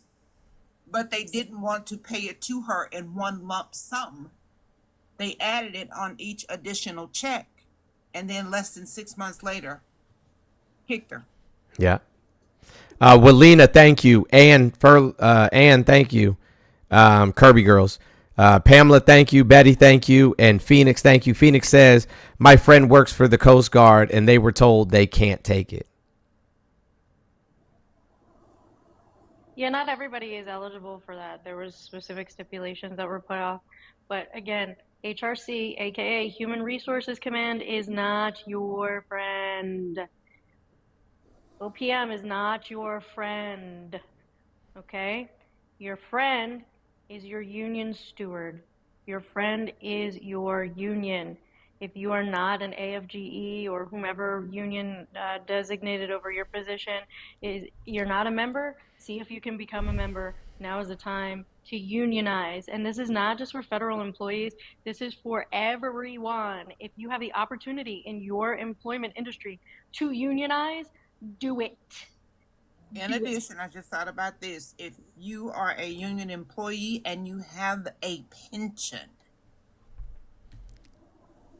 ask them how accepting any offer is going to impact or affect your pension. Ask is because I think with my union, they offer medical insurance and dental insurance, and it is significantly less than Cobra, if Cobra is still around. So make sure you check with your pension provider, whoever, holds your pension, or if you have a 401k, how is that going to impact you? If you have a loan against your 401k that you are paying every paycheck, how is that going to impact you? What amount is still owed? Because if you accept that deal and you had a loan out for whatever reason and you have a balance owed on that loan for, let's say, $2,000, if you don't pay it back, if it's not paid off, if you decide to accept that offer, that becomes taxable income. You attach an extra $2,000. Oh, well, shit, never mind. We ain't got no income tax. My bad. But just check it out. For me, I feel like I'm a huge supporter of unions because operating in this capitalistic society that we have, it's the closest thing that we can get to the workers owning the means of production, because unions really do fight for their people and their best interests. There are unions who do shady shit, like I get that, but this is the closest thing that we have to protect ourselves and maintain our vested interest in giving people our time, space, energy, knowledge, and all of the things that are, required for employment. So again, if you don't know how to unionize, reach out to me. I can put you in contact with some people, especially if you are in the healthcare arena. I am very good friends with people who help healthcare workers start unions at their places of employment. So please reach out. Now is the time to unionize. We should have done it already, but if you haven't and you're interested, please reach out to me directly and I will put you in contact with some great people. I think that's it for us, guys. I think that's it. If you haven't already followed us on YouTube and Twitch, the links to those are in our bios. If you guys want to do anything for me for my birthday, the best thing you could do is do what No Rads asked you to do. You can go to the Amazon wish list for the housewarming, and y'all can just do stuff there. Y'all can just do stuff there, because everything on that list is stuff No Rads wants. So pretend it's like her birthday. It is not stuff just that I want. Stop it. Don't lie to the people. Jones, you I don't think you giving. Oh, no, hold on. I apologize. There's one thing I put on the list. I'm not gonna lie. There's one thing I put on the list. I forgot. Yeah, so it's one thing I put on the list. Mentiroso, because you told me to put stuff on the list. What? Put this on there. Put this on there. Put this on there. Does he have a? Don't throw me under the bus. Auntie is right. That is eating casserole with sporks behavior. This is crazy town. I didn't go that far. This is crazy town. Hold on, Auntie. Auntie, can I ask you a question really quickly? Okay. Yeah. Okay. Yeah. Is naming things that we actually need, or putting on something one thing that I personally want, are those the same thing? No. Okay. All right. Just making sure. There's stuff on there that we don't need that Okay. you wanted. Please. Yes, there's one. Yes, there's one thing. I said that. What is the thing that you? This list, and I call it. Jones put this on here. No Rads did this. Oh no, this is absolutely Jones. Oh, Yeah. no, this is No Rads and Gabby. I'm And then send us a group text and tell me what you came up with. No, you're gonna have a hard time with that because I made sure that it was aesthetically pleasing. But anyway, what is the one thing on the housewarming wish list that you wanted? A new desk chair. That's it. That's it. That's all. That's all you want. That's it. That's all. Oh, nah. That was a trap. That was a fucking trap. That was a trap. That was a trap. I know. I see what you just did. I see what you just did just there. I see what you just did just there. That was a trap. That was a trap. No, it was not. That was a trap. No, it was not. Oh man, I just played myself in real life. I played myself in real life. You know what? I didn't even make that connection. You did. But either way, W no reds. Love you. I'll figure it out.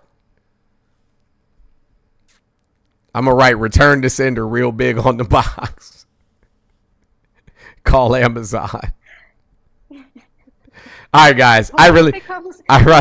What if it comes from someplace like Rustic Home Furnishings Monthly? I mean, I feel like a nice rose gold set of sports would look beautiful in the new house. Oh, absolutely. The shower head is you, Jones. Absolutely, the shower head is you, bro. Nope, that was not you. I have a shower head that I bought. You know what I'm saying, from my old house. And I had, you know what I'm saying? I took it out of my old house and put it in the new house. It has a Bluetooth speaker in it and everything. So I can listen to, I can talk on the phone in the shower. I can listen to, you know what I'm saying, to Apple Music in the shower, all of that. Bippity is diabolical. Oh, that's a nice chair, Jones. That's a nice chair. That's a nice chair. I ain't gonna hold you long. That's a nice chair. Okay, who the big ass doggy bed for? Who the beanbag for? No, she gave me up. She gave me up for Stephanie, for the nanny. She don't even rock with me like that anymore. As soon as Stephanie come home, I don't even exist. That's not true. All right. Give her belly rubs. That's fine. Right. I feed her. We gotta get off. All right. I love you guys. I really do gotta go. Hey y'all. Stream ending over there. Hey guys, check on your friends. Everybody who says they're okay is not necessarily okay. Protect your peace at all costs. Take care of your mental health. If you're not yet started your therapy journey, today's an amazing opportunity. I will check that. Eat as healthy as you can. Drink your water. Thank you, MX Birthday casserole is crazy. I'm gonna text y'all about them pots. Something off about them pots. Eat as healthy as you can. Check your. Take your medication. I'm gonna talk to y'all about them pots. We're gonna talk about them pots. Something with them pots is wrong. No, they have to have that PPO or FAO or POF or whatever, that non-stuff, that carcinogenic. Some of them have them and some of them don't. I'm gonna go look at my pots and tell you what's missing. But I like the color, but something off with these pots. We're gonna find you the right ones. Because y'all know it's just like a good pot. Y'all stay dangerous. I love you. Something off with these pots. These pots are right. Get her out the comments, man. Get her out the comments. Okay. All right, y'all. I love y'all. Be safe. Love you. Telling any is y'all know I know a good pot now. If I don't know nothing else, I know pots. All right. Love you guys. Okay, I love y'all. Be safe. All right. I'll talk to y'all later. Till next Check time. on y'all later. All right. All right. Bye-bye. Bye.